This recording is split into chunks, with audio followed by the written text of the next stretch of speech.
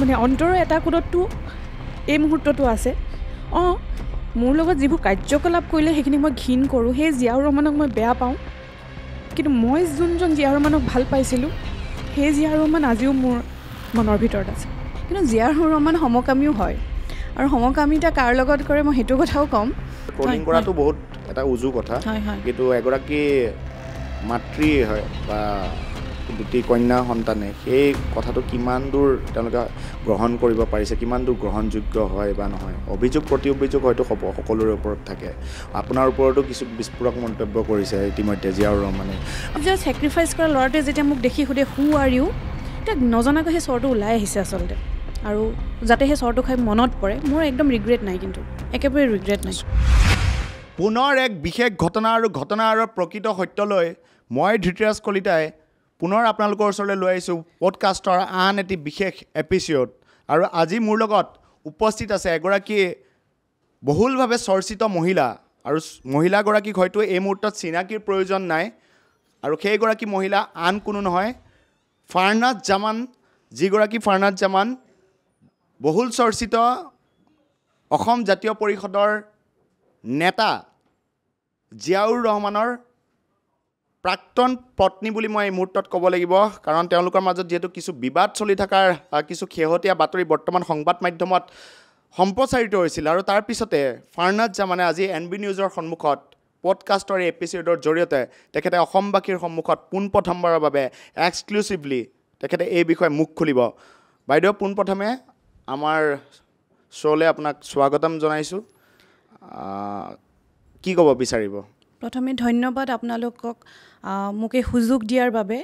আপোনালোকৰ অনুষ্ঠানলৈ নিমন্ত্ৰণ কৰি অনাৰ বাবে। বহুলভাৱে চৰ্চিত কিয় হৈ আছোঁ সেইটোৱে বৰ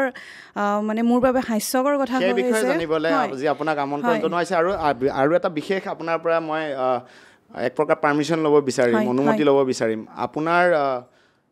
যিটো আইডেণ্টিটি, ফেচ আইডেণ্টিটি, আমি এইটো সম্প্ৰচাৰ কৰিব পাৰিমনে? অন কেমেৰা আপোনাৰ পৰা মই সেই অনুমতি ল'ব বিচাৰিম। ধন্যবাদ, ক'ব পাৰে আপুনি। মই যে বহুলভাৱে চৰ্চিত যি শব্দটো আপুনি কৈছে, আৰু প্ৰাক্তন পত্নী বুলি যি কথাটো কৈছে, প্ৰথমে মই সেই কথাটো নস্যাৎ কৰোঁ। মই প্ৰাক্তন নহয়, মই এই মুহূৰ্ততো জিয়াউৰ ৰহমানৰ লিগেল ৱাইফ হয়। আৰু বহুলভাৱে চৰ্চিত কিয় হ'ব লগা হ'ল এইটো মানে মোৰ বাবে বৰ হাস্যকৰ কথা হৈ আছে। আচলতে চৰ্চিত হ'ব লাগিছিল পত্নী সন্তান থকাৰ পাছতো জিয়াউৰ ৰহমানৰ যিটো অবৈধ সম্পৰ্ক কৰি সন্তানৰ পৰা আঁতৰি থাকি তেখেতৰ দায়িত্বৰ পৰা আঁতৰি থাকি তেওঁ যি মনে মনে যি তেওঁৰ সম্পৰ্ক ৰক্ষা কৰি আছিলে, চৰ্চিত প্ৰকৃততে সেইখিনিহে হ'ব লাগিছিলে। কিন্তু মই আপোনাক বহুল চৰ্চিত কৈছোঁ, কাৰণ সংবাদ মাধ্যমত হওক বা ছ'চিয়েল মিডিয়াত হওক হয়তো এগৰাকী পুৰুষতকৈ মহিলা এগৰাকী বেছি ট্ৰলিঙৰ আজিকালি এটা ট্ৰেণ্ড দেখিবলৈ পোৱা যায়, আৰু সেই ট্ৰেণ্ড এই মুহূৰ্তত দেখিবলৈ পোৱা গৈছে ছ'চিয়েল মিডিয়াত। আৰু হয়তো আমি গণতন্ত্ৰৰ চতুৰ্থ স্তম্ভ হিচাপে এটা ছেটেলাইট চেনেল, এটা দায়িত্বশীল ছেটেলাইট চেনেল হিচাপে আপোনাৰ সেই যিটো এটা আধৰুৱা কাহিনী বুলি মই ক'ব লাগিব, হয়তো সকলো অসমবাসীয়ে সেই কাহিনী নাজানে, এটা নিৰ্দিষ্ট কিছু দিশহে তেওঁলোকৰ সন্মুখলৈ আহিছে, কিন্তু বাকী দিশসমূহ এতিয়ালৈকে হয়তো অসমবাসী ৰাইজে জ্ঞাত নহয়। সেই বিষয়ে কিছু যদি জানিব বিচাৰোঁ, আমি যদি পূৰ্বৰ ঘটনালৈ ঘূৰি যাওঁ, আপোনাৰ কেনেধৰণে চিনাকি হৈছিল জিয়াউৰ ৰহমানৰ লগত? আপোনালোকে কোন চনত বিবাহপাশত আবদ্ধ হৈছিল, বা সেই সময়ত জিয়াউৰ ৰহমান কেনেগৰাকী ব্যক্তি আছিল? কাৰণ তেখেতৰ লগত যিহেতু আপুনি বিবাহত বহিছিল, নিশ্চয় আপোনাৰ সকলোতকৈ এক নম্বৰ পচন্দৰ মানুহজনে আছিল জিয়াউৰ ৰহমান। পিছলৈ সময়ৰ সোঁতত সেইগৰাকী জিয়াউৰ ৰহমান কেনেকৈ হেৰাই গৈছিল, যদি আপোনাৰ পৰা মই জানিব পাৰোঁ? মই সেই সময়ত 2004 চনত মই হায়াৰ ছেকেণ্ডেৰী পাছ কৰাৰ পিছত সেই সময়খিনিত মই খুব লিখা মেলাত কৰিছিলোঁ, জড়িত হৈ আছিলোঁ। গল্প কবিতা। ক'ত পঢ়িছিলে আপুনি? মই শিৱসাগৰ ছোৱালী কলেজ, তাতে মই পঢ়িছিলোঁ। মই শিৱসাগৰৰ ছোৱালী। তাতে এদিন এটা ফোন কল পালোঁ ঘৰৰ লেণ্ডলাইনত, যে জিয়াউৰ ৰহমান নামৰ এজন ব্যক্তিয়ে মোলৈ ফোন কৰিছে। ফোনটো মোৰ দেউতাই ধৰিছিলে। পাছত দেউতাই মোক ক'লে, তোমাক বিচাৰি কোনোবা এজনে ফোন কৰিছে। কল বেক কৰা হ'ল, তেখেতে নাম্বাৰটো দি থৈছিলে। গম পালোঁ যে বদৰুদ্দিন আজমলৰ যিটো NGO আছে হোজাইস্থিত মৰকজুল মাআৰিফ, তাৰ পৰা এখন ইছলামিক ধৰ্মীয়মূলক এখন আলোচনী ওলায়। আলোচনীখনৰ নাম হৈছে জ্ঞান সম্ভাৰ, আৰু সেই সময়ত জ্ঞান সম্ভাৰৰ উপসম্পাদকৰ দায়িত্বত আছিল জিয়াউৰ ৰহমান। তেখেতে মোলৈ যোগাযোগ কৰিছিলে মোৰ পৰা কিছু লেখা বিচাৰি যে আপোনালোক নতুনকৈ উঠি আহিছে নতুন চামৰ মানে লেখিকা বুলিয়ে কৈছে মই লিখি আছিলোঁ যিহেতু তো আমালৈ আপোনালোকে মানে লেখা পঠাব সেই সূত্ৰে তেখেতৰ লগত মোৰ ফোনেৰে যোগাযোগ হৈছিলে আৰু অসমৰ ৰাইজে জানে জিয়াউৰ ৰহমানৰ কথা কোৱাত খুবেই পাৰ্গত মানুহ খুব আকৃষ্ট তেখেতে আকৃষ্ট কৰিব পৰা এটা সাংঘাতিক গুণ আছে আৰু হয়তো পাছলৈ মই সেইটোত আকৃষ্ট হৈছিলোঁ অৱশ্যে মিছা কথা তেতিয়াও কৈছিলে নিজৰ পৰিচয়বোৰ লুকুৱাই ৰাখিছিলে যিহেতু প্ৰেম আছিল তেতিয়া সেই সময়ত বিচাৰিছিলোঁ আপোনাৰ ঘৰখননো কেনেকুৱা আপোনাৰ মা দেউতা ভাই ভনী এইবিলাকক চাব বিচাৰিছিলোঁ যিহেতু তেওঁ হোজাইত থাকে মই হোজাইখন তেতিয়ালৈকে দেখাই নাছিলোঁ আৰু হোজাইৰ নীলবাগান যিখন তেওঁৰ গাঁও মই নামেই শুনা নাছিলোঁ গতিকে সেই মানুহখিনিৰ জীৱন প্ৰণালী কেনেকুৱা ধৰণৰ তেখেতসকলে কেনেকৈ ধৰণে থাকে বা তেওঁলোকৰ যে এটা বেলেগ সংস্কৃতি আছে তেওঁলোকৰ ৰীতি নীতি বেলেগ মোৰ কোনো আইডিয়াই নাছিলে গতিকে মুছলিম ল'ৰা এজন আমি যেনেকুৱা তেনেকুৱা বুলিয়ে ভাবি লৈছিলোঁ আৰু জিয়াউৰ ৰহমানে সেই সময়ত যিসকলক তেখেতৰ মাক দেউতাক আত্মীয় ভায়েক ভনীয়েক বুলি মোক মোবাইলত ফটো দেখুৱাইছিলে মই কিন্তু সাংসাৰিক জীৱনত সেই মানুহখিনিক কেতিয়াও ফিজিকেলি লগ নাপালোঁ মই কেতিয়াও দেখাই নাপালোঁ তাৰপিছত 2006 চনত মোৰ দেউতাৰ হাৰ্ট ষ্ট্ৰ'ক হয় ফাৰ্ষ্ট হাৰ্ট ষ্ট্ৰ'ক যেতিয়া হ'ল তাৰপিছত দেউতাই খুব চিন্তা কৰিব ধৰিলে মই দেউতাৰ বৰ মৰমৰ ছোৱালী যে মই যদি পৃথিৱীৰ পৰা গুচি যাওঁ তেতিয়াহ'লে মোৰ ছোৱালীজনীৰ কি হ'ব আপুনি একমাত্ৰ সন্তান নেকি মোৰ দাদা এজন আছে ছোৱালী হিচাপে মই হয় দেউতাই খুব সেই সময়ত মোলৈ দৰা বিচাৰিবলৈ ঠিক কৰিলে যে পঢ়া শুনা পিছত কৰি ল'বি কিন্তু মই কাৰোবাৰ হাতত ভাল পাত্ৰ এজনৰ হাতত গতাই থৈ যাম আৰু সেই সময়ত মই জিয়াউৰ ৰহমানৰ লগত যিহেতু প্ৰেম চলি আছিলে মই দেউতাক ক'লোঁ যে মোৰ এনেকুৱা এজনৰ লগত চিনাকি আছে তেখেতক ঘৰলৈ মাতি অনা হ'ল আৰু তেখেতে মোৰ দেউতাৰ কথা আছিল যে মোৰ ছোৱালী য'ত সুখী মই তাতেই সুখী আৰু সেইধৰণে 2007 চনৰ জানুৱাৰী মাহত আমাৰ বিয়া হয় 3 বছৰ প্ৰেম প্ৰায় তাৰপিছত আপোনালোকৰ বিবাহ আৰু সেই প্ৰেমৰ মাজত কিন্তু তেখেতক মই মাত্ৰ দুবাৰ লগ পাইছিলোঁ তেখেত শিৱসাগৰলৈ গৈ মোক লগ কৰিছিলে কলেজত সময়খিনিত আৰু বাকী সময় ফোনতে কথা পতা হৈছিলে হয় তাৰপিছত 2007 বৰ্ষত আপোনালোক বিবাহ পাশত আবদ্ধ হ'ল আমি যিমান দূৰ জানো জিয়াউৰ ৰহমান ৰাজনীতিত অহাৰ পূৰ্বে তেখেত লেখা মেলাত বা ভাষণ জাতীয় হেৰিত যদিও বহুত এক্সপাৰ্টাইজ এগৰাকী ব্যক্তি আছিলে তাৰ পৰিৱৰ্তে কিন্তু তেখেতে সাংবাদিকতাও কৰি যোৱাৰ কিছু শুনা পোৱা যায় যে তেখেতে সাংবাদিকতা কৰিছিল সাংবাদিকতা কৰি ভাল পাইছিল তো সেইগৰাকী সাংবাদিকৰ জীৱনটো হয়তো আপুনি খুব ওচৰৰ পৰা দেখা পাইছে সেই মুহূৰ্তত সেইগৰাকী সাংবাদিক জিয়াউৰ ৰহমান কেনে আছিল প্ৰথম যেতিয়া মই বিয়া হৈ গুৱাহাটীলৈ আহোঁ জিয়াউৰ ৰহমানে ৰিপৰ্টাৰ হিচাপে কাম কৰি আছিল অডি ফুকনৰ নেতৃত্বত তেতিয়া এখন নিউজ পেপাৰ ওলাইছিলে এদিনৰ সংবাদ তাতে তেখেতে সাংবাদিক ৰূপে চাকৰি কৰিছিল মই গুৱাহাটীতে আছিলোঁ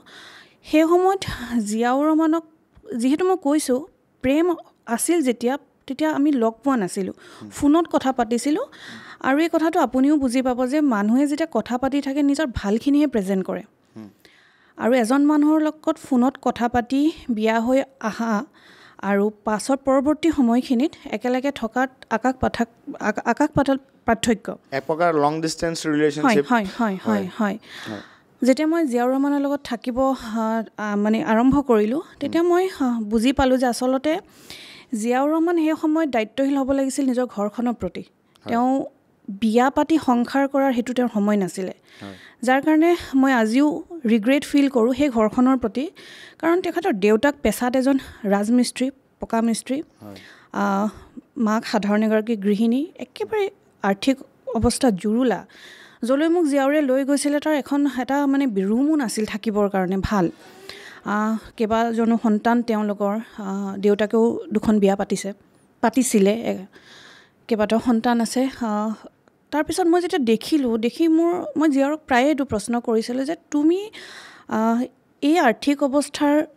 পৰিয়ালটোক সকাহ দিবৰ কাৰণে কিবা এটা কৰিব লাগিছিল ভালকৈ বিয়া পাতি প্ৰেম কৰি বিয়া পাতি সংসাৰ পাতাটো কিন্তু সেই সময়ত একেবাৰে জিয়াউৰ বাবে ভুল কথা আছিল আৰু মই নিজেও বৰ হঠাতে মানে আচৰিত ধৰণে জ্ঞাত নাছিলোঁ একেবাৰেই মই নাছিলোঁ আৰু চেষ্টা কৰিছিলোঁ তাক সকাহ দিবৰ কাৰণে খুবেই চেষ্টা কৰিছিলোঁ মোৰ ঘৰৰ পৰা দেউতাই যথেষ্ট টকা পইচাৰ সহায় কৰিছিলে যেতিয়া আমাৰ প্ৰয়োজন হৈছিলে জিয়াউৰক সহায় দেউতাই কৰি আছিলে আৰু সেই সময়ত জীয়াউৰ ডিউটি কৰে, ৰিপৰ্টিং কৰে, মই গুৱাহাটীত তেওঁৰ লগতে থাকোঁ, 15 দিন মই নীলবাগানলৈ যাওঁ, 15 দিন মই ইয়াত থাকোঁ, তেনেকৈ আমি চলাই আছিলোঁ। মোৰ পঢ়িবলৈ বৰ ইচ্ছা আছিলে। মই গ্ৰেজুৱেশ্যন মানে BA ফাইনেল দিয়ে জীয়াউৰৰ লগত মই বিয়া হৈছিলোঁ, ৰিজাল্ট তাৰ পিছত পাইছিলোঁ, পাছ কৰিছোঁ। দেউতাই খুব ৰিকুৱেষ্ট কৰিছিলে মোক পঢ়া শুনাখিনি আগুৱাই নিবলৈ, যিহেতু পঢ়া শুনাত ভাল আছিলোঁ। কিন্তু তেওঁলোকৰ ঘৰৰ পৰা খুব বাধা আহিলে সেইটো সময়ত যে বোৱাৰী পঢ়াব নালাগে, পাৰিলে ইয়ালৈ পঠিয়াই দিয়ে, ইয়াতে বোৱাৰী হিচাপে থাকক। আৰু সেই সময়খিনিতে 2007 বিয়া হ'লোঁ আৰু 2009 ডাঙৰজনী ছোৱালী যেতিয়া জন্ম হৈ গ'ল, সন্তানৰ মাক হিচাপে দায়িত্ব ল'ব লগা হ'ল। পঢ়া শুনাৰ সেই আশাটো মোৰ তাতেই থাকি গ'ল আৰু লিখা মেলাৰ যিটো আৰম্ভণি কৰিছিলোঁ সেয়াও তাতেই মোৰ থাকি গ'ল। আপুনি দুগৰাকী কন্যা সন্তানৰ মাতৃ, আমি যিমান দূৰ জানো। সেই কন্যা সন্তান দুটিৰ জন্মৰ পিছত জিয়াউৰ ৰহমানৰ লগত হয়তো আপোনালোকৰ সেই লাহে লাহে সংঘাতবোৰ হয়তো সৃষ্টি হৈছিল, বা সেই সংঘাতবোৰৰ পৰিণতিত হয়তো সেই কন্যা সন্তান দুটা হয়তো পিতৃক হেৰুৱাবলগীয়া হৈছিল এক প্ৰকাৰ। কন্যা সন্তান দুটিৰ বিষয়ে কওকচোন, তেওঁলোকে পিতৃক বিচাৰে নে নিবিচাৰে বৰ্তমান, বা কি কাৰণত বিচাৰে বা কি কাৰণত নিবিচাৰে? চাওক, সৰুজনী ছোৱালী মোৰ 2015 চনৰ 28 অক্টোবৰত জন্ম হয়, আৰু মোৰ জীৱনৰ গোটেই দুখ যন্ত্ৰণাখিনি তাৰ পিছতে আৰম্ভ হয়। যিহেতু মই মিডিয়াত এইকেইদিন কৈছোঁ যে দুজনী কন্যা সন্তান জন্ম দিয়াটোৱে মোৰ অপৰাধ, কাৰণ পুত্ৰ সন্তান বিচাৰি আপোনাক মানসিক নিৰ্যাতন চলাইছিল। মই এজনী ছোৱালীতে সন্তুষ্ট আছিলোঁ। 2009 চনত তাই জন্ম হৈছিল, মই এজনী ছোৱালীতে আছিলোঁ, কিন্তু তেওঁ ঘৰৰ পৰা মানে তেওঁক খুবেই প্ৰেছাৰ আহে যে তেওঁলোকৰ হয়তো সেইটো এটা মানে মনৰ এটা হেৰি আছিলে যে ভৱিষ্যতলৈ কি হ'ব, এজনী ছোৱালী জিয়াউৰ ৰহমানক কোনে চাব, তেওঁৰ বৃদ্ধ অৱস্থাত কোনে চাব, এনেকুৱা ধৰণৰ কথাবিলাক তেওঁলোকৰ হয়তো আলোচনা হৈছিল। আৰু মই ৰাজি, জিয়াউৰে মোক মান্তি কৰোৱাইছিলে দ্বিতীয় সন্তানটোৰ বাবে, আৰু মই মান্তি এইকাৰণে হৈছিলোঁ যে যিহেতু আমাৰ অশান্তি কিছুমান হৈ আছিল তেতিয়া, ভাবিছিলোঁ হয়তো তাৰ এই আশা পূৰ্ণ কৰিলে আমাৰ সংসাৰখনলৈ অকণমান ষ্টেবিলিটি আহিব, কিন্তু নাহিলে। অৱস্থাবোৰ বেছি বেয়া হ'ল, আমাৰ সাংসাৰিক অশান্তিবোৰ এনেকুৱা এটা পৰ্যায়লৈ পালেগৈ যে 2015 28 অক্টোবৰত ছোৱালীজনী জন্ম হ'ল। ছোৱালীজনী জন্ম হোৱাৰ পিছত মোৰ 18 দিন, তাই জন্ম হোৱাৰ 18 দিনৰ দিনাখন জিয়াউৰ দিল্লীলৈ গ'ল, আৰু প্ৰায় 25 দিনৰ পিছত ঘূৰি আহিছে, আৰু মই ঘৰত অকলে, এজনী 6 বছৰীয়া ছোৱালী আৰু একেবাৰে সদ্যজাত এটা সন্তান লৈ। আপুনি অকলশৰীয়া আছিল সেই মুহূৰ্তত? অকলে। ক'ত আছিলে আপুনি? গুৱাহাটীত আছিলে? গুৱাহাটীৰ ভাড়াঘৰত আছিলোঁ, অকলে আছিলোঁ। তেতিয়াই মই বুজি পাইছিলোঁ যে মোৰ ইয়াৰ পিছৰ সময়খিনি মোৰ বাবে বৰ কঠিন হ'ব। জিয়াউৰ যেতিয়া ওলাই গ'ল, তেতিয়া সৰু ছোৱালীজনীয়ে একেবাৰে সৰু, তাই দেউতাক শব্দটোৰ মূল্যটোৱে আচলতে বুজি পোৱা নাই। আৰু এতিয়াও তাইৰ লগৰ ছোৱালীবিলাকে যেতিয়া বেলেগ মানে নিজৰ দেউতাকহঁতক দেউতা বা পাপা বুলি মাতে, তাইও সেই মানুহবোৰক গৈ পাপা বুলি মাতে। গতিকে তাই কাৰোবাক আব্বু বুলি মাতিব বিচাৰে, মোক নকয়, কিন্তু হয়তো এক্সপ্ৰেশ্যন কৰাৰো বয়স নহয় তাই, এইটো প্ৰকাশো কৰিব নোৱাৰে মোক, কিন্তু দুখ এটা নিশ্চয় আছে। আৰু মই জিয়াউৰ ৰহমান ওলাই যোৱাৰ প্ৰায় 2-3 বছৰলৈকে মই কিন্তু সেই চেষ্টা কৰিয়ে আছিলোঁ। ভিডিঅ' কল সিহঁতি সদায় ৰাতি দেউতাকক কৰিছিলে, কথা পতাই দিছিলোঁ, এটা কানেকশ্যনত মই ৰাখিব খুব বিচাৰিছিলোঁ। কিজানিবা তেওঁৰ মনটো ঘূৰি আহে, কিজানিবা তেওঁ আমাক আকৌ লৈ যায়, আমাৰ কাষলৈ ঘূৰি আহে, এনেকুৱা ধৰণৰ আশা এটা কিন্তু মোৰ আছিল।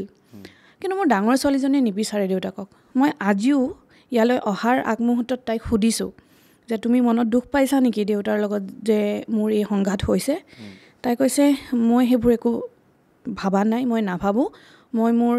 মানে পঢ়া শুনাতহে এতিয়া মই মন দি আছোঁ। ইয়াৰ এটা কাৰণ আছে। কাৰণবোৰ হ'ল জিয়াউৰৰ 2015 চনৰ পৰাই মই যোৱা শনিবাৰে যিগৰাকী মহিলাক তেওঁ ফ্লেটত ধৰা পেলালোঁ, 2015 চনৰ পৰাই প্ৰেম। সেই প্ৰেমক বৈধতা দিবৰ বাবে বা সেই প্ৰেমক তেওঁলোকে সফল কৰিবৰ কাৰণে মোক আৰু মোৰ ছোৱালী দুজনী তেওঁলোকৰ বাটৰ হেঙাৰ।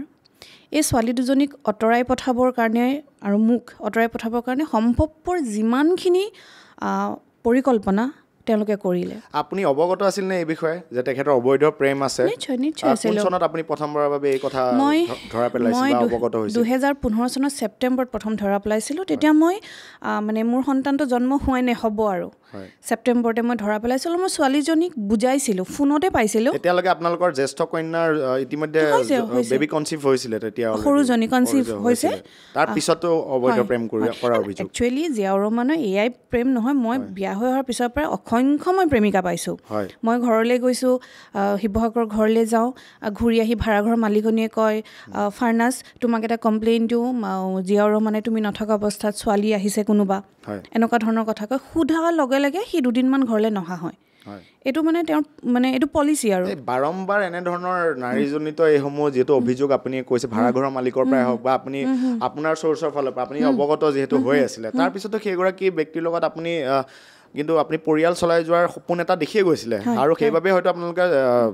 যিগৰাকী দ্বিতীয় সন্তানটি আপোনালোকে কনচিভ কৰিলে তাৰপিছত আপুনি পুনৰ ছেপ্টেম্বৰ 2015 চনৰ এইটো কথা কৈছে এইগৰাকী যিগৰাকী মহিলাৰ লগত সেইগৰাকী অবৈধ প্ৰেমিকা আপোনাৰ অভিযোগ সেই অভিযোগ অনুসৰি আপুনি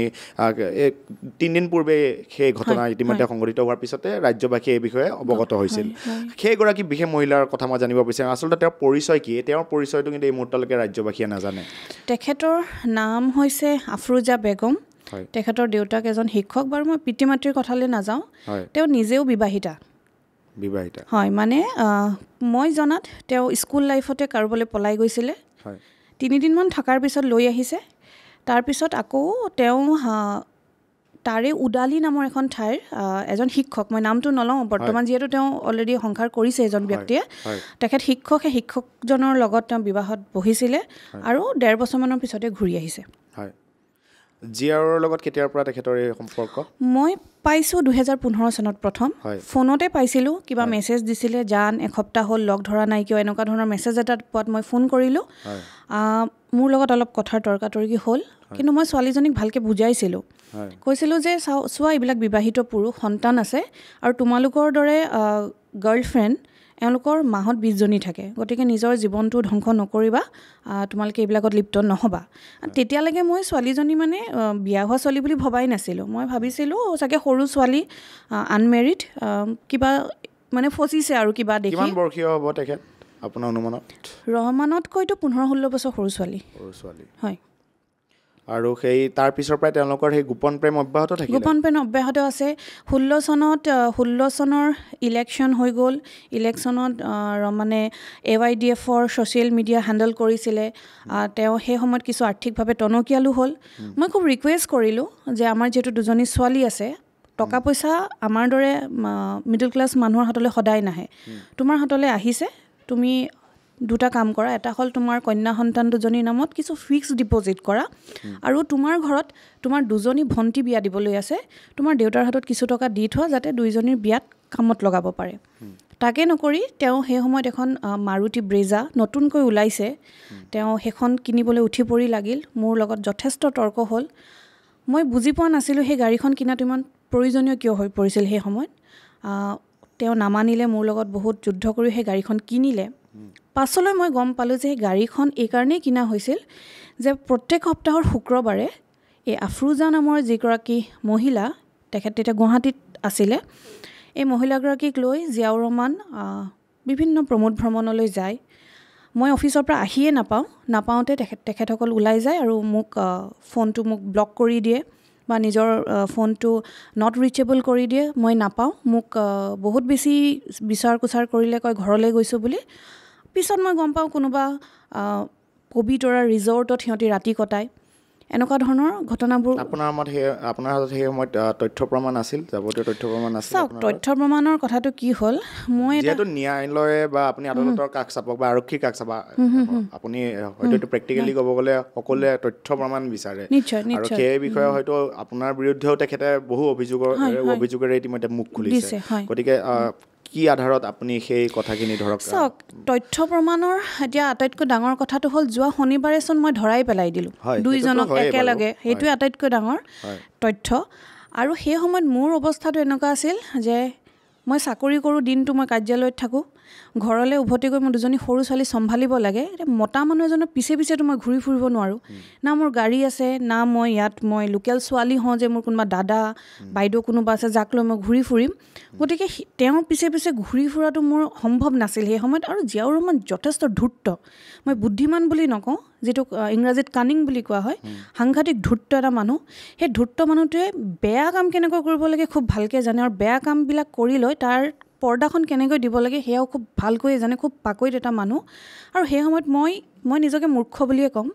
কাৰণ ইমান বাৰে বাৰে একেখিনি ঘটনা হৈ থকাৰ পিছতো সেই সময়ত যে মই ওলাই অহা নাছিলোঁ সেইটো মোৰ মূৰ্খামি আছিলে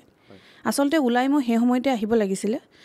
কিন্তু মোৰ ছোৱালীকেইজনী বহুত সৰু আছিলে সৰু থকাৰ কাৰণে আচলতে মই ভয় কৰিছিলোঁ তেতিয়া সাহস নাছিল এইখিনিতে মই এটা কথা ক'ম যে তেতিয়া পত্নী হৈ যুঁজিছিলোঁ গতিকে নিহকতীয়া আছিলোঁ ক'ৰবাত দুৰ্বল আছিলোঁ তো আজি যেতিয়া মাক হৈ যুঁজি আছোঁ তেতিয়া হয়তো মই বাঘৰ দৰে যুঁজি আছোঁ মই কোনোৱে মোক মানে ট্ৰল কাৰোবাৰ কোনোবাই মোক কৰা বদনামলৈ কিন্তু মই অকণমানো ভয় কৰি থকা নাই যিহেতু মই মাক হৈ সন্তানৰ কাৰণে এতিয়া যুঁজি আছোঁ এই ধৰণৰ প্ৰেম লীলা তেওঁলোক চলাই থাকিলে সেই সময়ত কেৱল তাইৰ লগতে চলাই থকা নাই আৰু বহুত আছে আপোনালোকে অসমৰ মানুহে নিজাববীয়াকৈ খবৰ কৰিলে গম পাব ক'ত কেনেকুৱাকৈ জিয়াউৰ ৰহমানে কি কৰি ফুৰে মাল্টি ওমেন জিয়াউৰ ৰহমান বুলি ক'ব বিচাৰিছে তাতকৈ ডাঙৰ এটা কথা মই ক'ব বিচাৰিম জিয়াউৰ কোৱাটো উচিত হ'বনে নহয় নাজানো কিন্তু জিয়াউৰ ৰহমান সমকামীও হয় আৰু সমকামিতা কাৰ লগত কৰে মই সেইটো কথাও ক'ম বিস্ফোৰক মন্তব্য টেলিভিছনৰ পৰ্দাত হয়তো প্ৰথমবাৰৰ বাবে হয় মই জানো এইখিনি কথা ক'লে তেওঁ মোৰ ওপৰত ডিফেমেশ্যন কেছো লগাব পাৰে কিন্তু তেখেতৰ মাকৰ ফালৰ মোৰ শাহুমাৰ ফালৰ এজন ব্যক্তি গণেশগুৰিত তেওঁৰ কাপোৰৰ দোকান আছে মই নামটো নকওঁ কাপোৰৰ দোকান আছে সেই ব্যক্তিজনৰ লগতে জিয়াউৰ ৰহমানৰ সম্পৰ্ক আচলতে মই এদিন ৰুক্মিণী গাঁৱৰ এটা ভাড়াঘৰত ধৰা পেলালোঁ দুইজনকে চাব নলগীয়া কিবা টিভিত চাই দুইজন সেই ধৰণৰ এটা সম্পৰ্কত লিপ্ত আছিল আৰু সেই মানুহজনৰ কাৰণে মতা মানুহজনৰ কাৰণে জিয়াউৰ ৰহমানে মোৰ লগত এনেকুৱা ধৰণে কাজিয়া কৰে যেনিবা সেই মানুহজন মোৰ মানে সতিনীহে এনেকুৱাকৈ কাজিয়া কৰে আৰু যেতিয়াই মোৰ লগত অশান্তি হয় সেই মানুহজনৰ ৰুমত থাকেগৈ কোন চনৰ কথা এইটো 2000 মই দুইজনকে ধৰা পেলাইছোঁ যে এইটো আপোনাৰ 2013 চনৰ কথা 2013 চনৰ কথা তাৰপিছত এই বিষয়ে তেখেতৰ লগত আপোনাৰ কিবা বাৰ্তালাপ হৈছিল নে তেখেতে স্পষ্টীকৰণ কিবা দিছিল নে স্পষ্টীকৰণ একো নিদিয়ে তেওঁক যেতিয়াই মই কিবা কথা সোধোঁ তেওঁ ঘৰৰ পৰা নাইকিয়া হৈ যায় গণেশগুৰিৰ এগৰাকী ব্যৱসায়ী গণেশগুৰিত কাপোৰৰ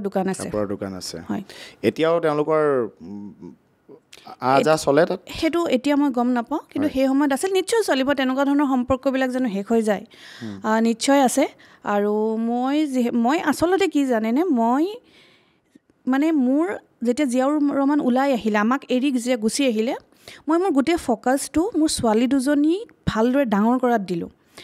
কাৰণ মই যদি তেওঁৰ পিছে পিছে ঘূৰি ফুৰোঁ তেওঁৰ প্ৰেম কাহিনী বিচাৰি তেওঁ ক'ত কাৰ লগত কি ৰাতি কটাইছে বা দিন কটাইছে এইবোৰ বিচাৰি ফুৰিলে সেই সময়ত মোৰ ছোৱালীকেইজনী একদম মানে উঠি আহিছে এজনী একেবাৰে সৰু আৰু ডাঙৰজনী জাষ্ট স্কুল মানে ক্লাছ 2-3 মান পাইছে আৰু গতিকে সিহঁতক ডাঙৰ কৰাটোত মই বেছি ফ'কাছ কৰিলোঁ আৰু ভগৱানৰ কৃপাত সিহঁতি ভালকৈ ডাঙৰ হৈছে ভাল মাধ্যমৰ এখন বিদ্যালয়ত গুৱাহাটীৰ এখন ভাল স্কুলত পঢ়ি আছে মই ভাল পৰিৱেশ এটাত ৰাখিছোঁ মই সেই সময়ত সেইটোহে বেছি ফ'কাছ কৰিলোঁ এতিয়া এই সামগ্ৰিক এই ঘটনাকাণ্ডটো পোহৰলৈ অহাৰ পিছত কিছুদিন পূৰ্বে 3 দিন 72 ঘণ্টা পূৰ্বে এই জীৱসমূহ পোহৰলৈ আহিলে তাৰপিছত হয়তো আপোনাৰ কাৰণে এটা মানসিক হেঁচা এটাও হৈছে হয়তো আপোনালোকৰ দুগৰাকীকৈ সন্তান আছে আপুনি নিজেই চম্ভালিছে নিজেই কৈছে তো সন্তান দুটিৰ ওপৰতো হয়তো যথেষ্ট এই বিষয়ে প্ৰভাৱ পৰিছে হয়তো টিভি খুলিলে হয়তো এনেধৰণৰ বহু ট্ৰলিং আপোনাৰ মাতৃৰ বিৰুদ্ধে যেতিয়া কন্যা সন্তানে নিজে ট্ৰলিং দেখিব মানসিকভাৱে তেওঁলোকক নিশ্চয় যথেষ্ট হেঁচা প্ৰয়োগৰ এটা সম্ভাৱনা নথকা নহয় এইবোৰৰ পৰা আপুনি বৰ্তমান কেনেধৰণে এই সামগ্ৰিক এই যি ঘটনাকাণ্ডটো চলিছে বা যিটো শেহতীয়া পৰিস্থিতি কেনেকৈ আপুনি চম্ভালিছে এগৰাকী মাতৃ হিচাপে মই হয়তো ৰাজ্যবাসীয়ে সেই বস্তুটো উপলব্ধি কৰাটো উচিত হয়তো ট্ৰলিং কৰাটো বহুত এটা উজু কথা কিন্তু এগৰাকী মাতৃ হয় বা দুটি কন্যা সন্তানে সেই কথাটো কিমান দূৰ তেওঁলোকে গ্ৰহণ কৰিব পাৰিছে কিমান দূৰ গ্ৰহণযোগ্য হয় বা নহয় অভিযোগ প্ৰতি অভিযোগ হয়তো সকলোৰে ওপৰত থাকে আপোনাৰ ওপৰতো কিছু বিস্ফোৰক মন্তব্য কৰিছে ইতিমধ্যে জিয়াউৰ ৰহমানে এনে কিছু বিস্ফোৰক মন্তব্য কৰিছে যে আপুনি যিগৰাকী অবৈধ প্ৰেমিকা বুলি কৈছে সেইগৰাকী তেখেতৰ লিগেল ৱাইফ বুলি তেখেতে সংবাদ মাধ্যমৰ আগত নিজে মুখ খোলাটো দেখিবলৈ পোৱা গৈছে আৰু তাৰ লগতে আন এক বিস্ফোৰক মন্তব্য আপোনাক নিশাৰ ভাগত আপোনাৰ বাসগৃহলৈ আপোনাক থ'বলৈ ফৰ্চুনাৰ বা বিলাসী বাহনেৰে বহু নামী দামী লোক বহু যুৱকৰ এক প্ৰকাৰ আড্ডাস্থলীলৈ পৰিণত হোৱাৰ কথা কৈছে ডাঙৰ ডাঙৰ হাই প্ৰফাইল নেতাৰ কথা কৈছে শাসকীয় বিজেপি নেতাৰ নাম লোৱা হৈছে বাৰু এইবোৰলৈ আমি যাম প্ৰথমে সেই বিষয়ে মই জানিব বিচাৰিম এগৰাকী মাতৃ হিচাপে এই পৰিস্থিতিটো আপুনি কেনেধৰণে হেণ্ডেল কৰিছে যেতিয়া মই ছোৱালী দুজনীলৈ অকলশৰীয়া হৈ গ'লোঁ তেতিয়া মোৰ প্ৰথম কৰ্তব্য হিচাপে মই ধৰিছিলোঁ ছোৱালীকেইজনীক মই ভাল কৰিব লাগিব আৰু সিহঁতক এই যিটো বিখ্যাত এটা মানে এটা বতাহ এটা আমাৰ চবফালে ঘূৰি আছিলে মই সেই বতাহটোৰ পৰা আঁতৰাই সেই পৰিৱেশটোৰ পৰা আঁতৰাই মই সিহঁতক কেনেকৈ ভাল কৰিম তাৰ কাৰণে মই প্ৰথম যিটো ষ্টেপ ল'লোঁ সেইটো হ'ল মই মোৰ মাৰ ঘৰলৈ ঘূৰি নগ'লোঁ প্ৰথম ষ্টেপটো কাৰণ সমাজৰ এটা প্ৰেছাৰ থাকিব আৰু ছোৱালীয়ে তেতিয়া গম পাব আমি কিয় গুৱাহাটী এৰি গুচি আহিলোঁ ইমান ঘৰৰ ফালৰ পৰা কেতিয়াও প্ৰেছাৰাইজ কৰা হোৱা নাই যে তুমি ঘূৰি আহা ঘৰলৈ ইমানখিনি আপুনি এইসমূহ কথা বতৰা ঘৰত অৱগত কৰিছিলে নে মাতৃক বা পিতৃটো আপোনাৰ শয্যাগত অৱস্থাত আছিল হয়তো তেখেত পিছৰলৈ এক্সপায়াৰ হ'ল মাতৃৰ লগত আপোনালোকে এইসমূহ কথা পাতিছিল নে আপোনাক ঘৰলৈ মাতি পঠিয়াইছিল নে মোক মাহঁতে চাকৰি ট্ৰান্সফাৰ কৰি ঘৰলৈ লৈ যাবলৈ বহুতবাৰেই চেষ্টা কৰিছিলে আৰু যেতিয়া মোৰ মা এবাৰ আহিলে 2014 চনৰ আগষ্ট মাহত মোৰ মা মোৰ ভাড়াঘৰলৈ আহিলে আহাৰ পিছত জিয়াউৰ ৰহমানক ক'লে যে যদি জিয়াউৰ ৰহমানে মোৰ মাক প্ৰায় প্ৰত্যেক মাহত দুদিন মানে ভাবুকি দিয়ে যদি শুক্ৰবাৰে কাজিয়াখন লাগে মোৰ মাক ফোন কৰি কয় আপোনাৰ ছোৱালীক মই অহা সোমবাৰে এৰি দিম যদি সোমবাৰে কাজিয়াখন লাগে মোৰ মাক ফোন কৰি কয় অহা শুক্ৰবাৰে বা বৃহস্পতিবাৰে আপোনাৰ ছোৱালীক এৰি দিম লৈ যাব আহি এনেকুৱা ধৰণৰ ভাবুকি প্ৰত্যেক সপ্তাহত মোৰ মাক দিয়ে ইয়াৰ কাৰণটো মই ক'ম এই ভাবুকিবোৰ কিয় পাই আছিলে মোৰ মাহঁতে যেতিয়া ঘটনাবোৰ যেতিয়া বেছি বেয়া হৈ গ'ল তেতিয়া মোৰ মায়ে চিন্তা কৰিলে যে ছোৱালীজনী লৈ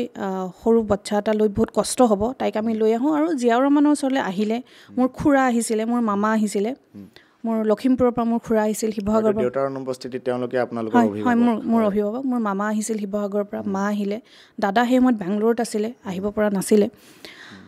আহাৰ পিছত ৰহমান ঘৰত নাই তেখেতক বাৰ বাৰ মতা হৈছে তেখেত নাহে তেওঁৰ এটা মানে খুব ভয় থাকে তেওঁক মানে কোনোবাই কেছ কৰি দিব তেওঁ পুলিচত যাব তেওঁৰ কেৰিয়াৰৰ কথা আছে এইবোৰ ভয় থাকে জিয়াউৰ ৰহমানে আৰক্ষীক ভয় খায় নেকি খায় আৰক্ষীক ভয় খায় সেইদিনা হাতে লোটে ধৰা পৰিতো আৰক্ষী থানাত যাবলগীয়া হৈছে তেওঁকতো জিপচিখনত উঠাই লৈ গৈছে খুব ভয় খাইছে নেকি মই দেৰিকৈ গৈছিলোঁ তেতিয়াতো চিঞৰ বাখৰ কৰি আছিলে থানাত বহি চেনেলবিলাকৰ আগত ৰাজনৈতিক পাৱাৰ দেখুৱাত সিদ্ধহস্ত নেকি খুবেই বেছি সেইটোৱে আচলতে ৰাজনৈতিক এইখিনি কথালৈ আহিম মই আগতে সন্তানকেইটাৰ কথাখিনি কৈ লওঁ তাৰপিছত যেতিয়া মোৰ মায়ে মোক লৈ যাবলৈ আহিলে আৰু তেওঁক বুজালে যে ইমান যেতিয়া অশান্তি হৈছে এটা কাম কৰোঁ তাইক আমি ট্ৰান্সফাৰ কৰাই লৈ যাওঁ তুমি অহা যোৱা কৰি থাকিবা যেতিয়া তোমালোকে ক'ৰবাত ঘৰ এখন কৰিবা তোমাৰ গাঁৱতে হওক বা বেলেগ জেগাতে হওক তেতিয়া সিহঁতক ফাইনেলি তুমি লৈ আহিবা এতিয়া সদ্যহতে কিছু বছৰৰ কাৰণে সিহঁতি আমাৰ লগতে থাকক তুমি অহা যোৱা কৰিবা সেইদিনাখন মোৰ মাক জিয়াউৰে বহুত মাৰিলে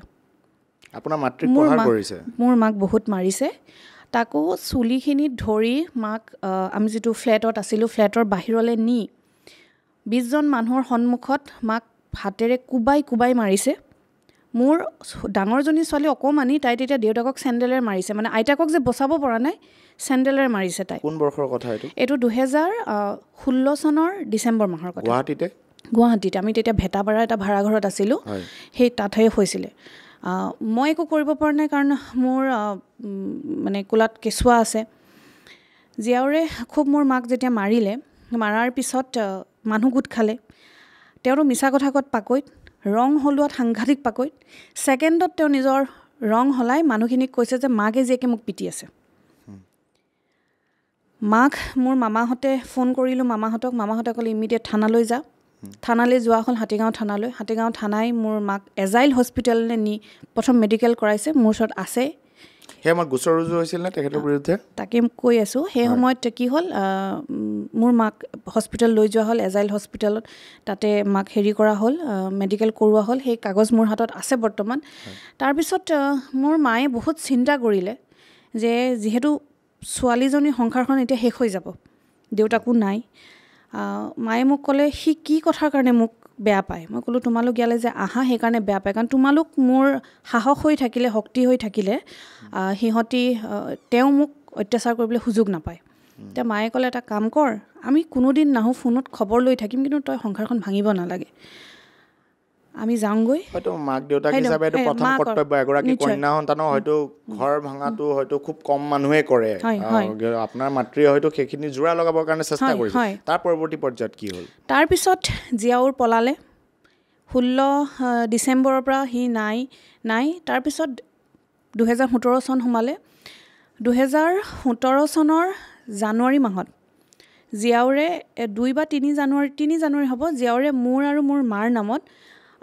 2017 চনৰ মোৰ আৰু মোৰ মাৰ নামত CJM কোৰ্টত গৈ এটা কেছ ৰুজু কৰিলে কেছটো হৈছে যে মোৰ মায়ে আৰু মই মিলি তেখেতৰ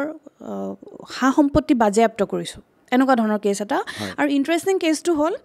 যে মই যাতে এক্সপাৰ্টি ডিক্লিয়াৰ হওঁ তাৰ কাৰণে জীয়াউৰে মোৰ লগত একেলগে মানে আমি তেতিয়াতো আছোৱেই সি ঘৰৰ বাহিৰত আছিলে সি কেছ কৰিছে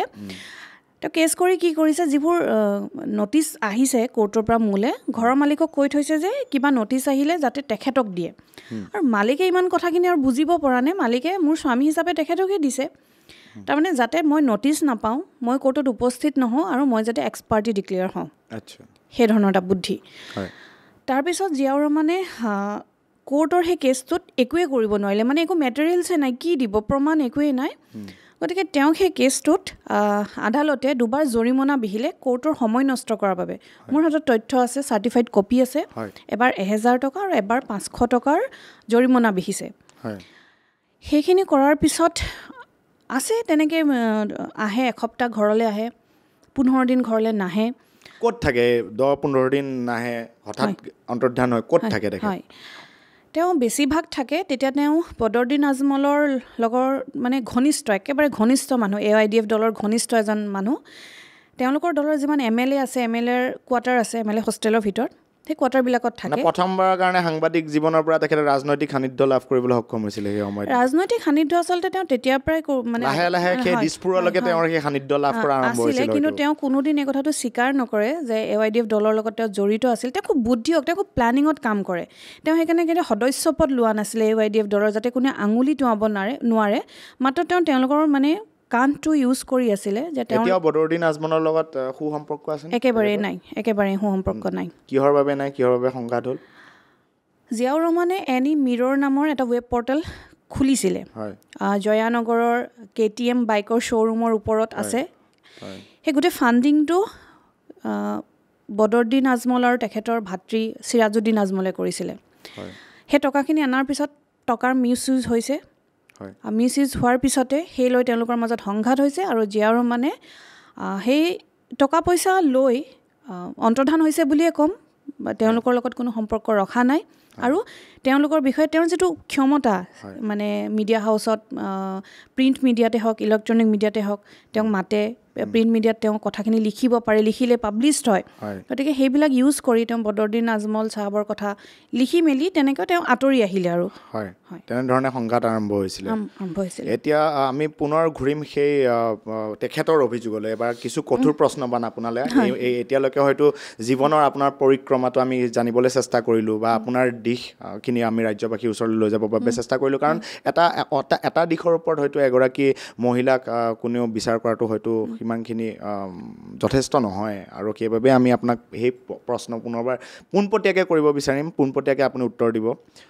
জিয়াউৰ ৰহমানে বিশেষ অভিযোগ কৰিছে বিশেষ বুলি ক'ব লাগিব মই এইবাবে কাৰণ এক ডাঙৰ অভিযোগ বুলিয়ে কৈছোঁ আপুনি যিগৰাকী মহিলাক হাতেলোতে সেইদিনা ধৰা পেলালে 72 ঘণ্টাৰ পূৰ্বে আপুনি হাতেলোতে ধৰা পেলালে সেইগৰাকী অবৈধ প্ৰেমিকা বুলি আপুনি অভিযোগ কৰিছে কিন্তু সেইগৰাকী আপোনাৰ স্বামীয়ে যেটো আপুনি প্ৰাক্তন পত্নী নহয় বুলি কৈছে গতিকে আপোনাৰ স্বামীয়ে সেই মহিলাগৰাকী কিন্তু নিজৰ লিগেল ওয়াইফ বুলি কৈছে লিগেল ওয়াইফ আইনগত পত্নী হেতু কি আধাৰত তেখেতে ক'ব পাৰিলে আপোনালোকৰ ডিভোৰ্স একখন আজিলৈকে সম্পূৰ্ণ হৈছে নে নাই তেওঁৰ মতে আপোনাৰ লগত ডিভোৰ্স একখন তেখেতৰ সম্পূৰ্ণ হৈছে কিন্তু আপোনাৰ ডিভোৰ্স একখন সঁচাকৈ সম্পূৰ্ণ হৈছে নে নাই আৰু যদি আপোনালোকৰ ডিভোৰ্স একখন সম্পূৰ্ণ হোৱা নাই তেনেহ'লে তেখেত কেনেকৈ লিগেল ওয়াইফৰ সেই স্থান পালে বা তেখেতে কেনেধৰণে সংবাদ মাধ্যমৰ আগত ইমান ডাঙৰ এটা মন্তব্য যেটো ৰাজনৈতিক জীৱনত আছে মুখপাত্ৰ হিচাপে হয়তো টেলিভিছনৰ প্ৰত্যেকখন পৰ্দাতে হয়তো সন্ধিয়াৰ ভাগত জিয়াউৰ ৰহমানে অসমবাসী ৰাইজে চায় গতিকে সেই কথা এগৰাকী সাধাৰণ ব্যক্তিয়ে হয়তো নিশ্চয় কোৱা নাই কিয় আপোনালোকৰ ডিভোৰ্সৰ এই প্ৰক্ৰিয়াটো বৰ্তমান কোন স্থিতিত আছে ডিভোৰ্সৰ কোনো কেছ নাই হয় শেহতীয়া লোকসভা নিৰ্বাচনৰ 19 মেত তেওঁলোকৰ কাজিৰঙা সমষ্টি পৰে মই জিয়াউৰ ৰহমানৰ পত্নী হিচাপে ভোট দি আহিছোঁ কেনেকৈ দিলোঁ যদি মই ডিভোৰ্চড ৱাইফ হয় এই প্ৰশ্নটো কৰিছোঁ এই প্ৰশ্নটোৰ উত্তৰ কোনেও নিদিয়ে মোক মানে জিয়াউৰ ৰহমানেই দিব লাগিব কাৰণ চাওক ইলেকশ্যনৰ আগে আগে চেঞ্চাছ যায় প্ৰত্যেকখন গাঁৱলৈ চুবুৰীলৈ চেঞ্চাছ যায় যদি মই ডিভোৰ্চড ৱাইফ হয় তেওঁলোকেতো মোৰ নামটো উলিয়াই দিব লাগিছিলে তেওঁলোকৰ পৰিয়ালৰ সদস্য হিচাপে মোৰ নামটো কিয় ৰাখিলে আৰু মই ভোট দি আহিছোঁ মোৰ ছ'চিয়েল মিডিয়া ফেচবুকত মই ফটো শ্বেয়াৰ কৰিছোঁ যে তাত মই ভোট দি আহিছোঁ আৰু মোৰ লগত এই মুহূৰ্ততো ফটো আছে তেওঁৰ বৰমাক তেওঁৰ মানে খুৰীয়েক তেওঁৰ কাজিনছ গোটেইবিলাকৰ লগত মই একেলগে মানে গ্ৰুপ ফটো উঠাইছোঁ তালৈ গৈ মোৰ শহুৰৰ ঘৰত মোক সোমাবলৈ নাই দিয়া তেওঁলোকে তলা মাৰি দিছে কিন্তু বাকী তেওঁলোকৰ আত্মীয় স্বজনৰ ঘৰলৈ গৈছোঁ মই ভোট দি আহিছোঁ ইয়াতকৈ ডাঙৰ প্ৰমাণ কি লাগে হয়তো তেওঁৰ পৰিয়ালবৰ্গ অৱগত নহয় নেকি আপোনালোকৰ এই তথাকথিত ডিভোৰ্চৰ কথাটো লৈ পেলাই যিটো তেওঁ কৈছে যে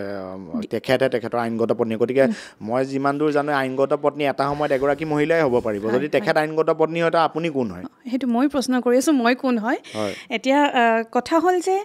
জিয়াউৰ ৰহমানক মই সেইদিনা বাৰে বাৰে প্ৰশ্ন কৰিছোঁ মিডিয়াৰ আগতে কৈ আছোঁ যে এটলিষ্ট তেওঁ কোনখন আদালতত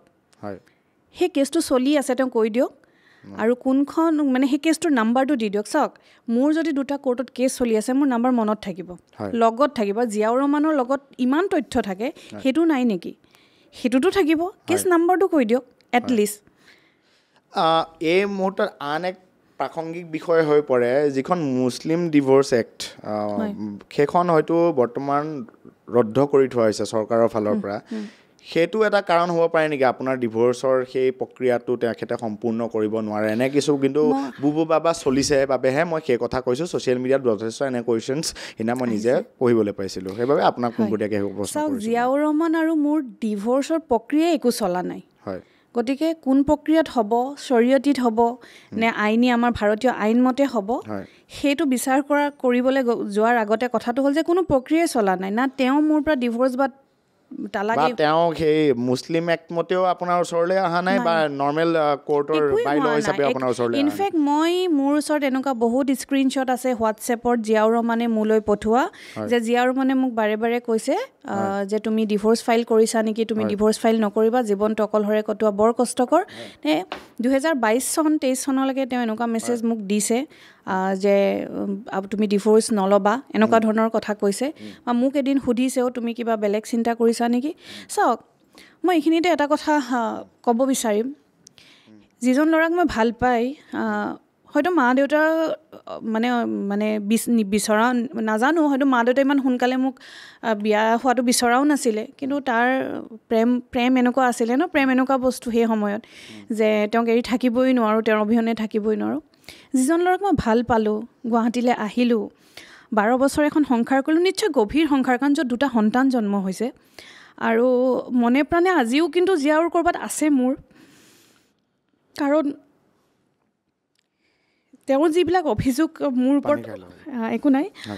যিবোৰ অভিযোগ জিয়াউৰে মোৰ ওপৰত উঠাইছে মোৰ বাবে কিন্তু এটা বেলেগ জীৱন কটা বৰ সুন্দৰ সুবৰ্ণ সুযোগ হাতত আছে বা আছিলে কাৰণ 5 বছৰ স্বামী নাই মই মানে মোক বিয়া পাতিম বুলি এপ্ৰ'চ কৰা মানুহৰ অভাৱ কিন্তু হোৱা নাই অসমত গতিকে মই খুব ধুনীয়া জীৱন এটা কটাবলৈ গুচি যাব পাৰিলোঁহেঁতেন ছোৱালী দুজনী তেওঁৰ হাতত গতাই দি মই জিয়াউৰ ৰহমানৰ ঘৰৰ আগলৈ গৈ ছোৱালী দুজনী দিটো ক'ব পাৰিলোঁহেঁতেন তোমাৰ ছোৱালী তুমি ৰাখা আৰু মোৰ মা দেউতাই মোক লৈ গৈ হয়তো মা দাদাই ক'ৰবাত বিয়া দিব পাৰিলে হয় মোৰ পৰিয়ালেতো যোৱাকালিলৈকে কৈ আছে যে তই তাক বিচাৰি থকাতকৈ তই নিজৰ চিন্তা কৰ কিন্তু মই কৈছোঁ যে মোৰ ছোৱালীকেইজনী মোক দুখিব ডাঙৰ হ'লে যে তুমি প্ৰতিবাদ কিয় নকৰিলা তোমাৰ কিবা ভুল আছিল নেকি মই সেইকাৰণেহে সিহঁতৰ আচলতে ন্যায়খিনি মই বিচাৰি আছোঁ আৰু সেই যে মৰম ভালপোৱাখিনি যিখিনি কলেজীয়া জীৱনত আৰম্ভ হৈছিলে মানে অন্তৰৰ এটা কোণততো এই মুহূৰ্তটো আছে মোৰ লগত যিবোৰ কাৰ্যকলাপ কৰিলে সেইখিনি মই ঘিণ কৰোঁ সেই জিয়াউৰ ৰহমানক মই বেয়া পাওঁ কিন্তু মই যোনজন জিয়াউৰ ৰহমানক ভাল পাইছিলোঁ সেই জিয়াউৰ ৰহমান আজিও মোৰ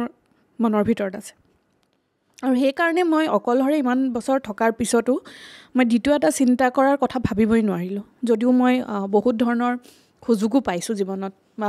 মোৰ পৰিয়ালেও মোক বাৰে বাৰে কৈছে সেইগৰাকী মহিলাৰ বিৰুদ্ধে কিন্তু সেই একেগৰাকীয়ে পুৰুষ যিগৰাকী পুৰুষে নিজৰ প্ৰেম নিবেদন কৰিছিল হয়তো আপোনাৰ কলেজীয়া জীৱনত সেইগৰাকী জিয়াউৰ ৰহমানে কিন্তু আপোনাৰ বিৰুদ্ধে আন কেতবোৰ বিস্ফোৰক অভিযোগ কৰিছে কেমেৰাৰ সন্মুখত কৰিছে হয়তো আপুনি ইতিমধ্যে অৱগত এই মুহূৰ্তত মই আপোনাক সেই কথা সুধিব লাগেনে নাই মই নাজানো কিন্তু মই ৰাইজৰ স্বাৰ্থত মই সেই কথা সুধিব লাগিব কাৰণ অসমবাসীয়ে সেই কথা জনাটো মোৰ নজৰত সেইটো জনাটো উচিত কাৰণ আপুনি এগৰাকী যিহেতু সাহসী মহিলা হিচাপে পৰিচয় দিছে বা জীৱনটো যুদ্ধত কৰিয়ে আপুনি আগুৱাই গৈছে জীৱন যুদ্ধত আগুৱাই গৈছে বিস্ফোৰক অভিযোগ আছে আপোনাৰ বিৰুদ্ধে তেখেতে মুকলিকৈ কেমেৰাৰ সন্মুখত কিছু মন্তব্য কৰিছিল যে তেখেতৰ পৰপুৰুষৰ লগতো সম্পৰ্ক নথকা নহয় দিশৰ এটা কথা কৈছিলে কেতবোৰ ৰাজনৈতিক নেতাৰ নাম লৈছিলে হয়তো আপুনি অৱগত বিজেপি নেতা এগৰাকীৰ নাম তেখেতে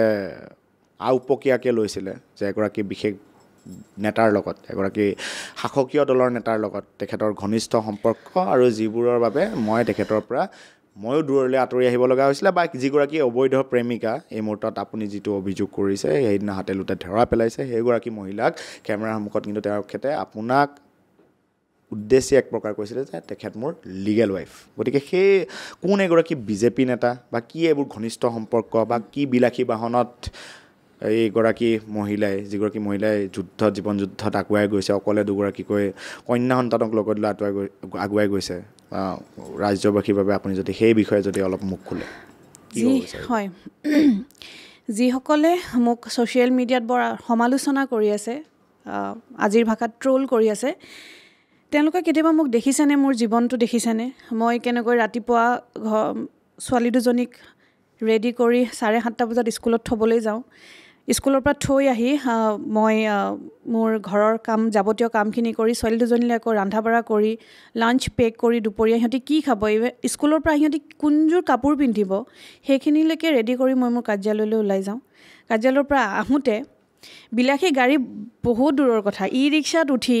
ভগা সেই GMCHৰ পিছফালৰ ভগা ৰাস্তাটোৰে কষ্ট কৰি কেতিয়াবাতো পানী হ'লে সাগৰহেন সেইফালে পানী হৈ যায় ইমান কষ্ট কৰি অহা যোৱা কৰোঁ কেতিয়াবা দুখ লাগে যে এই মুহূৰ্তত জিয়াউৰ ৰহমানে দুখনকৈ গাড়ীৰ মালিক কিন্তু মই মোৰ ছোৱালীকেইজনী হয়তো সেই পানীত যোৱা মাজতে বহুত বৰষুণতে দুদিনতে স্কুলেই যাব পৰা নাই ইমান পানী হৈছে বা আমি ভাড়াঘৰত আছোঁ আজি এটা ভাড়াঘৰত আছোঁ ইয়াতে অসুবিধা হৈছে কালি এটা বেলেগ ভাড়াঘৰত আছোঁ খুব কষ্ট কৰি মই ছোৱালীকেইজনীক ডাঙৰ কৰি আছোঁ কিন্তু ধৈৰ্য ধৰি মই ধৈৰ্য হেৰুওৱা নাই মোৰ এটাই সপোন ছোৱালীকেইজনী মোৰ ভাল হ'ব এইটো মোৰ বিশ্বাস আৰু মই সিহঁতক এনেকুৱা এটা পৰিৱেশত ডাঙৰ কৰিছোঁ য'ত এই সমস্যাবিলাকে কিন্তু সিহঁতক ঢুকি পোৱা নাই সিহঁতক মই এটাই কথা বাৰে বাৰে কৈ আছোঁ যে তহঁতি ভাল মানুহ হ'ব লাগিব কাৰণ মায়ে যে ইমান কষ্ট কৰি আছে কন্যা সন্তান দুটি কথালৈ আহিম তেওঁলোকে বিদ্যালয়ত এই মুহূৰ্তত পঢ়ি আছে এগৰাকী 14 বৰ্ষীয় এগৰাকী হয়তো 6-7 বৰ্ষীয় কন্যা সন্তান দুয়োগৰাকী স্কুলৰ যি নামভৰ্তি প্ৰক্ৰিয়াত পিতৃৰ নাম আছে নাই এই মুহূৰ্তত নাই আপোনাৰ মোৰ সিহঁতৰ গাৰ্জেন মই লিগেল গাৰ্জেন মই আৰু তেখেতে অভিযোগ কৰা কোন সেইগৰাকী বিজেপি নেতাৰ নাম তেখেতে ক'বলৈ বিচাৰিছে কোন নেতাৰ লগত আপোনাক সেই ঘনিষ্ঠ সম্পৰ্কৰ কথা তেখেতে অভিযোগ কৰিছে মই তাকে মোক চাওক যেতিয়া তেওঁ তেখেতকে উত্তৰ দিয়ক আপুনি কাৰণ যিহেতু আপোনাৰ শ্ব'টো হয়তো তেখেতে চাব নিশ্চয় চাব অকল তেওঁৱে নহয় তেওঁৰ হৈ যিখিনি মানুহে মোক সমালোচনা কৰি আছে মোৰ তেওঁলোকক উদ্দেশ্যে গৈ মই কম উত্তৰ দিবৰ কাৰণে মই আপোনাক সুধিছোঁ মোক জাষ্ট 2 মিনিট বেছি সময় দিব এই কথাখিনি কাৰণ মোৰ জীৱনৰ কথা এইখিনি সমালোচনা মই এতিয়া এটা কথা ক'ম যে যেতিয়া নিজৰ অধিকাৰ বিচাৰিবলগীয়া হয় মানুহে তেতিয়া মহাত্মা গান্ধীও কিন্তু সমালোচনাৰ পৰা বাদ পৰি যোৱা নাছিল তো মইনো কোন হয় এতিয়া মই 2019ৰ পৰা যেতিয়া মনে মনে আছিলোঁ তেতিয়া কিন্তু কোনেও মোক খবৰ কৰা নাছিলে তুমি ছোৱালীকেইজনী কেনেকৈ ডাঙৰ কৰিছা কাৰণ মই বহুত ডাঙৰ চাকৰি এটা নকৰোঁ চৰকাৰী সৰু চাকৰি এটা কৰি গুৱাহাটীত ভাড়াঘৰত থাকোঁ ছোৱালী প্ৰাইভেট স্কুলত মোৰ পঢ়ি আছে সিহঁতৰ খোৱা বোৱা যিমানে ডাঙৰ হৈছে সিহঁতৰ প্ৰয়োজনীয়তাখিনি সিমান বাঢ়ি আহিছে আৰু দেউতাক নাই বুলি সিহঁতক মই অভাৱ দিবলৈ মোৰ অন্তৰখনে কষ্ট পায় এই প্ৰক্ৰিয়াত মোৰ মা আৰু দাদাই সহায় কৰি আছে সদায় মোৰ মায়ে পেঞ্চন পায় পেঞ্চনৰ পইচা কেতিয়াবা ছোৱালীৰ এডমিশ্যনৰ কাৰণে কিবা কাৰণে পঠায়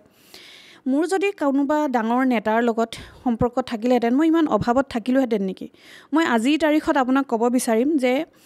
হাতীগাঁৱৰ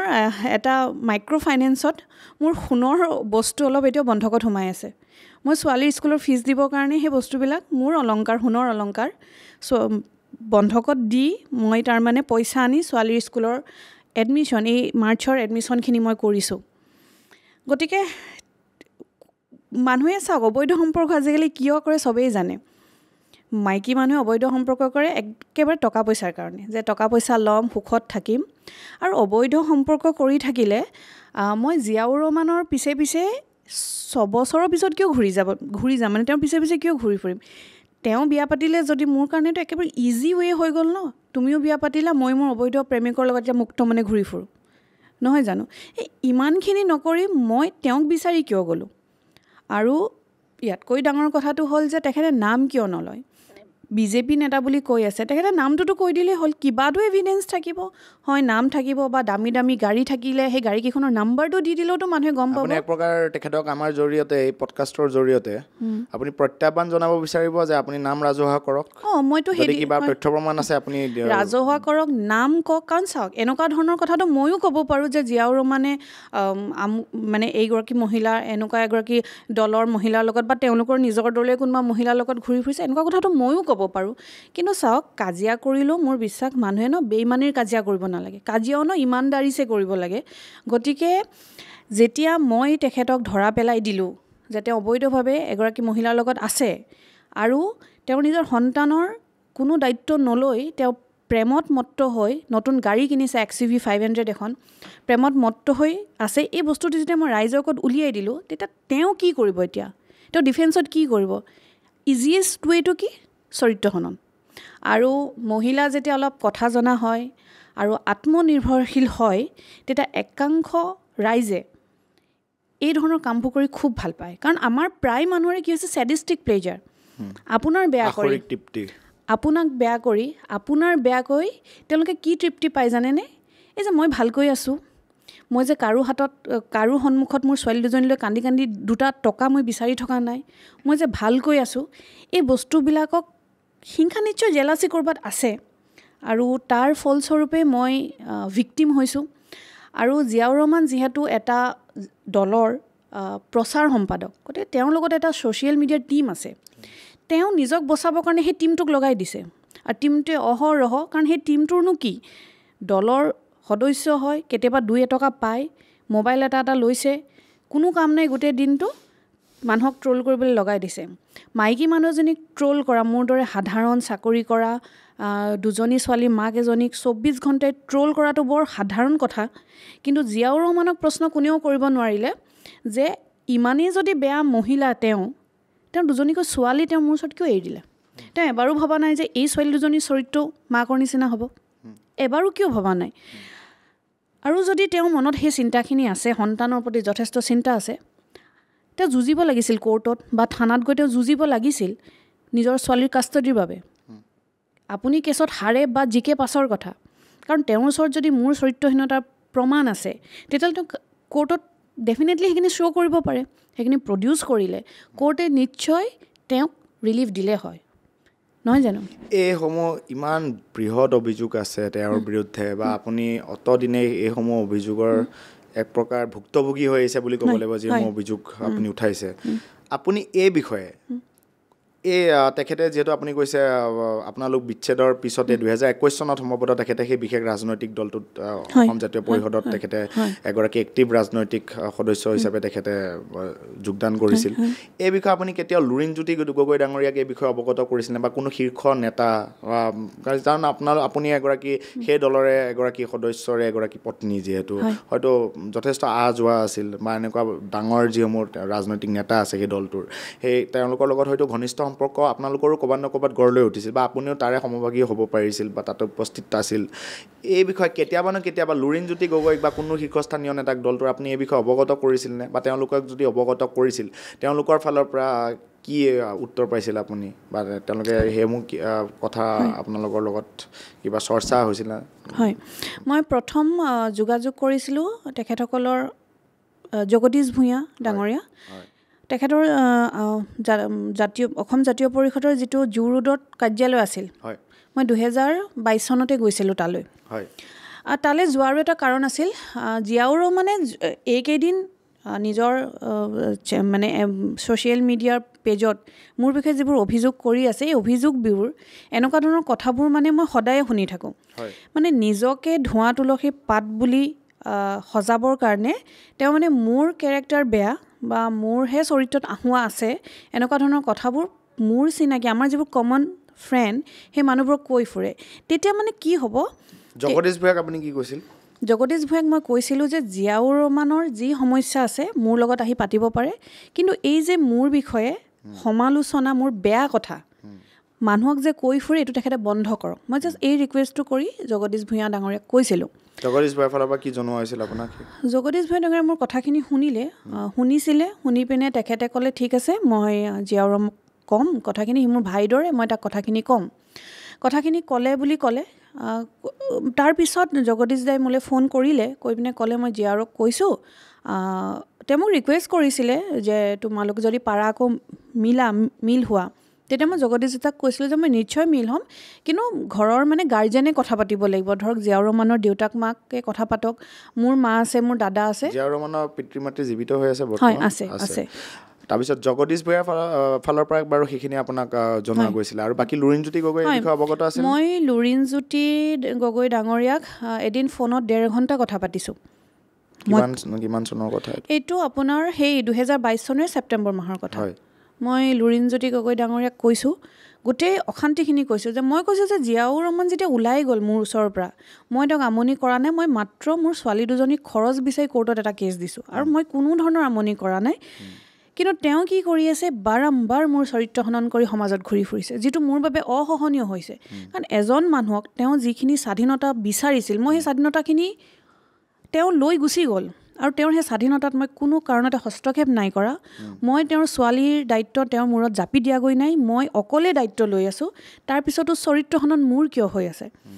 1.5 ঘণ্টা ধৰি লুৰিণজ্যোতি ডাঙৰীয়াই মোৰ কথাখিনি শুনাৰ পিছত শেষত ক'লে বাইদেউ আপুনি কি বিচাৰে কওকচোন মই ক'লোঁ মই জিয়াউৰ ৰহমানে মোক ডাইভৰ্চ দিয়ক যিহেতু মই ইমান বেয়াই তেতিয়াহ'লে মই পত্নী কৰি মোক কিয় ৰাখিছে মোক তেখেতে মিউচুৱেল ডাইভৰ্চত মই যাব বিচাৰোঁ আৰু মোৰ ছোৱালী দুজনীৰ অন্ততঃ পঢ়াৰ যিটো খৰচ সেইখিনি দিয়ক কিন্তু তাৰপিছত কথাখিনি শুনিলে তাৰ আগলৈ আৰু কোনো ধৰণৰ ষ্টেপ লোৱা নাই তেওঁলোকে তেখেতৰ ফালৰ পৰা আৰু কোনো উদ্যোগ লোৱা নহ'ল বা সেইগৰাকী জিয়াউৰ ৰহমানক তেওঁলোকৰ দলৰে মুখপাত্ৰ এগৰাকী হয়তো যাৰ চেহেৰা চাই অসম জাতীয় পৰিষদক মানুহে ভোট দিবলৈ ওলাই আহে সেইগৰাকী নেতাৰ কোনো জবাবদিহি নকৰিলে অসম জাতীয় পৰিষদে নিশ্চয় নাই মই আচলতে সেইটোৱে জগদীশ ভূঞা ডাঙৰীয়াক কৈছিলোঁ যে জিয়াউৰ ৰহমানে যিহেতু কাৰো কথা নুশুনে নিজৰ মাক দেউতাকৰ কথাও নুশুনে কাৰো কথাই সি নুশুনে গতিকে আপোনালোকক যিহেতু মানে কাৰণ দলত সি থকাটো তাৰ স্বাৰ্থ জড়িত আছে গতিকে আপোনালোকে অন্ততঃ সন্তানকেইটাৰ যিটো খৰচ পঢ়াৰ খৰচ যে বেলেগ নহয় পঢ়াৰ খৰচটো দিবলৈ তাক অকণমান প্ৰেছাৰ দিব পাৰে এই ধৰণৰ কথা এটা মই জগদীশ ভূঞা ডাঙৰীয়াক কৈছিলোঁ আৰু মোৰ উদ্দেশ্যও সেইটো আছিলে যে জিয়াউৰ ৰহমানে নিজৰ জীৱন যেনেকৈ কটাক মোৰ ছোৱালীকেইজনী চাওক এতিয়া সিহঁতৰ ভৱিষ্যতৰ কথা আছেতো এই কথাটো অসমৰ ৰাইজে কিয় বুজি পোৱা নাই যে মই ছোৱালীকেইজনীৰ কাৰণে যুঁজিছোঁ ছোৱালীকেইজনীৰ ভৱিষ্যতৰ কথা আছে যোৱা 2019 চনৰ পৰা মই কোৰ্টত অকলশৰীয়া মানুহজনী কিমান দৌৰি থাকিম চৰকাৰী চাকৰি কৰোঁ কেজুৱেল লিভ এটাই থাকে মাহত আৰু সেই এটা প্ৰত্যেক মাহৰ সেই এটা কেজুৱেল লিভ লৈ মই কোৰ্টলৈ যাব লাগে কোৰ্টলৈ যাওঁ পইচা নিদিয়ে আকৌ মই উকিলকো পইচা দিব লাগে কাৰণ উকিলজন মোৰ লগত যে অধিবক্তাজন যাব তেওঁতো সময়টো মই এনেই নষ্ট কৰিব নোৱাৰোঁ দিনটোৰ কাৰণে তেখেতকো মই পইচা দিব লাগে গতিকে মোৰ কাৰণে বৰ পৰিস্থিতিটো বৰ বেলেগ ধৰণৰ হৈ গৈছে গতিকে মই সেইটো কাৰণে এই যে শনিবাৰে তাৰ ঘৰলৈ গৈছিলোঁ মই কথাখিনি আচলতে পাতিবলৈ গৈছিলোঁ কাৰণ এড্ৰেছটো মই বিচাৰি পোৱা নাছিলোঁ এড্ৰেছটো মই বিচাৰি যেতিয়া পালোঁ মই পুৱাতে গৈছোঁ যে পুৱাতে তেখেতক মই ঘৰত পাম আৰু মই 8:15 গৈ আচলতে আপুনি সেই গোচৰৰ বিষয়েহে বা সেই কোৰ্ট কেছৰ বিষয়েহে কথা পাতিবলৈ গৈছিলে সেইদিনা মানে মই এইটো ক'বলৈ গৈছিলোঁ অলপ কওকচোন বাৰু কেনেধৰণে আপুনি হাতে লোতে ধৰা পেলালে কাৰণ আপুনিতো হয়তো সেই বিষয়ে কোনো অৱগত নাই আপুনি ধৰা পেলোৱাটোহে চবে জানে কিন্তু কেনেধৰণে সেই পৰিস্থিতি উদ্ভৱ হ'ল হয়তো এতিয়ালৈকে কোনো অৱগত নাই কেনেধৰণে মই আগদিনা মানে এসপ্তাহমানৰ আগতহে গম পাইছোঁ যে জিয়াউৰ ৰহমান জনপথৰ দৃশিকা এনক্লেভত থাকে বুলি এসপ্তাহমান হৈছে মই মোৰ ছোৱালীৰ টিউশ্যনৰ কাৰণে এটা টিউশ্যন চেণ্টাৰ এটাত গৈছিলোঁ তেতিয়াহে মই দেখিলোঁ জিয়াউৰ ৰহমানক সেই ঘৰটোৰ পৰা ওলাই অহা তেতিয়া মই গম পালোঁ যে হঠাৎ দেখিছোঁ তাতে ছোৱালীৰ টিউশ্যনৰ খবৰ কৰিব গৈছিলোঁ ওচৰতে দেখাত তেতিয়া মই ভাবিলোঁ যে মইতো বহুত বিচাৰি আছোঁ কথা পাতিবলৈ বিচাৰি আছোঁ চাওক মই ইউজ কৰিবলৈ কোনোদিনে বিচৰা নাছিলোঁ ফোন কৰিলে ৰিচিভ কৰে কিন্তু ফোন কৰিলে কথা নাপাতে মোৰ লগত মানে এই ধৰণৰ কথা পাতিব বিচাৰিলে ফোনটো কাটি দিয়ে এনক্লেভত আপুনি দেখিলে সেইদিনা দেখিলোঁ দেখাৰ পিছত শনিবাৰে অফিচ বন্ধ আছিলে গতিকে ছোৱালীৰ স্কুল মই ইহঁতক থৈ মই 8:15 গৈছোঁ যাতে তেওঁক মই ঘৰতে লগ পাম হয় পুৱা গৈ মই প্ৰথমে কলিং বেল মাৰিছোঁ তেওঁলোক ফাৰ্ষ্ট ফ্ল'ৰটোত থাকে কলিং বেল মাৰিছোঁ কলিং বেলত ওলাই অহা নাই তাৰপিছত মই তললৈ আহিছোঁ কেয়াৰটেকাৰ যিজন থাকে এপাৰ্টমেণ্টৰ কেয়াৰটেকাৰক মাতি কৈছোঁ তেখেতক মাতি দিয়ক হয়তো শুই আছে কেয়াৰটেকাৰ গ'ল ফোন কৰিছে ফোনটো অফ আছে নাই কলিং বেল মাৰিছে খুলি নিদিয়ে তেতিয়ালৈকে হয়তো তেওঁ পিপ হ'লটো যিটো থাকে দুৱাৰত সেইটো দি মোক হয়তো দেখিলে গতিকে ওলাই অহা নাই তাৰপিছত আপোনাৰ ছ'চাইটিৰ এজন ছেক্ৰেটাৰী থাকে নহয় তেওঁলোকৰ ছ'চাইটিৰ ছেক্ৰেটাৰীজনৰ ওচৰলৈ মই গ'লোঁ গৈ মই ক'লোঁ মাতি দিয়ক তেখেতক মই তেখেতক লগ কৰিব আছোঁ মই তেখেতৰ ৱাইফ হয় তাৰপিছত ছেক্ৰেটাৰীজনে বহুত মাতিলে আনকি ফ্লেটৰ যিজন অ'নাৰ একচুৱেল অ'নাৰ তেখেতলৈও ফোন কৰিলে তেখেতে ভাড়াতীয়া হিচাপে আছে তাত তেওঁলোকে আপোনাক সহযোগ কৰিছে যথেষ্ট কৰিছে সহযোগ তাৰপিছত তললৈ যেতিয়া মোক ছেক্ৰেটাৰীজনে তললৈ নমাই আনিলে বোলে বাইদেউ ৰৈ থাকিব নালাগে আপুনি তললৈ আহক তললৈ আহিলোঁ অলৰেডি ছ'চাইটিৰ মানুহখিনিও নামি অহাৰ পিছত তেতিয়ালৈকে কোনোবাই সেইটো খবৰ দিলে মিডিয়া পাৰ্চন এজন দুজন তাতে উপস্থিত হৈছে হয়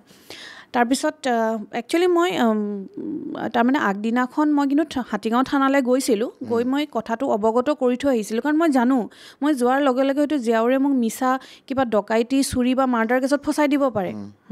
বা তেওঁৰ ঘৰত গৈ কিবা কৰিছোঁ বুলি সেইকাৰণে মই হাতীগাঁও থানালৈ আগদিনা গৈছিলোঁ গৈ কথাটো মই পাতি আহিছিলোঁ যে মই এনেকৈ মোৰ স্বামীক বিচাৰি পোৱা নাই এতিয়া তেওঁৰ মই ঠিকনা জনাইছিল আৰক্ষীৰ ফালৰ পৰা আপোনাক তেখেতসকলে মোক কৈছে যদি আপুনি তেখেতৰ লিগেল ৱাইফ হয় আপুনি যাওক যদি কিবা গণ্ডগোল তাতে হয় তেতিয়াহ'লে আপুনিওতো থানালৈ আহিব তেখেতো থানালৈ আহিব আমি তেতিয়া ঘটনাটো বিচাৰ কৰিম মোক সেইধৰণে কৈছিলে মই তালৈ যেতিয়া গ'লোঁ ছেক্ৰেটাৰীজনে মোক তললৈ নমাই আনিলে নমাই অনাৰ পিছত গোটেই মানুহখিনি গোট খালে 8:15 পৰা প্ৰায় 9টা বজালৈকে তলত ৰৈ আছোঁ সেই সময়খিনিতে মিডিয়া পাৰ্চন কেনেকৈ আহিল মই নাজানো হয়তো ছ'চাইটিৰ মানুহে খবৰ দিব পাৰে মিডিয়া পাৰ্চন আপুনি মাতা নাছিলে নাই মই অকলে গৈছিলোঁ তেতিয়া তেওঁৰ দুৱাৰখন আপুনি কিন্তু এনেধৰণৰ কথা ওলাইছে মিডিয়াৰ লগত লৈ নাটক কৰিছে বুলিও কিছুমান ট্ৰলিঙত ওলাইছিলে হয়তো সেইসমূহ ট্ৰলাৰ্ছৰ কাৰণে হয়তো এইটো আপোনাৰ উত্তৰ হয় মই মিডিয়ালৈ যোৱা নাই তাৰপিছত মই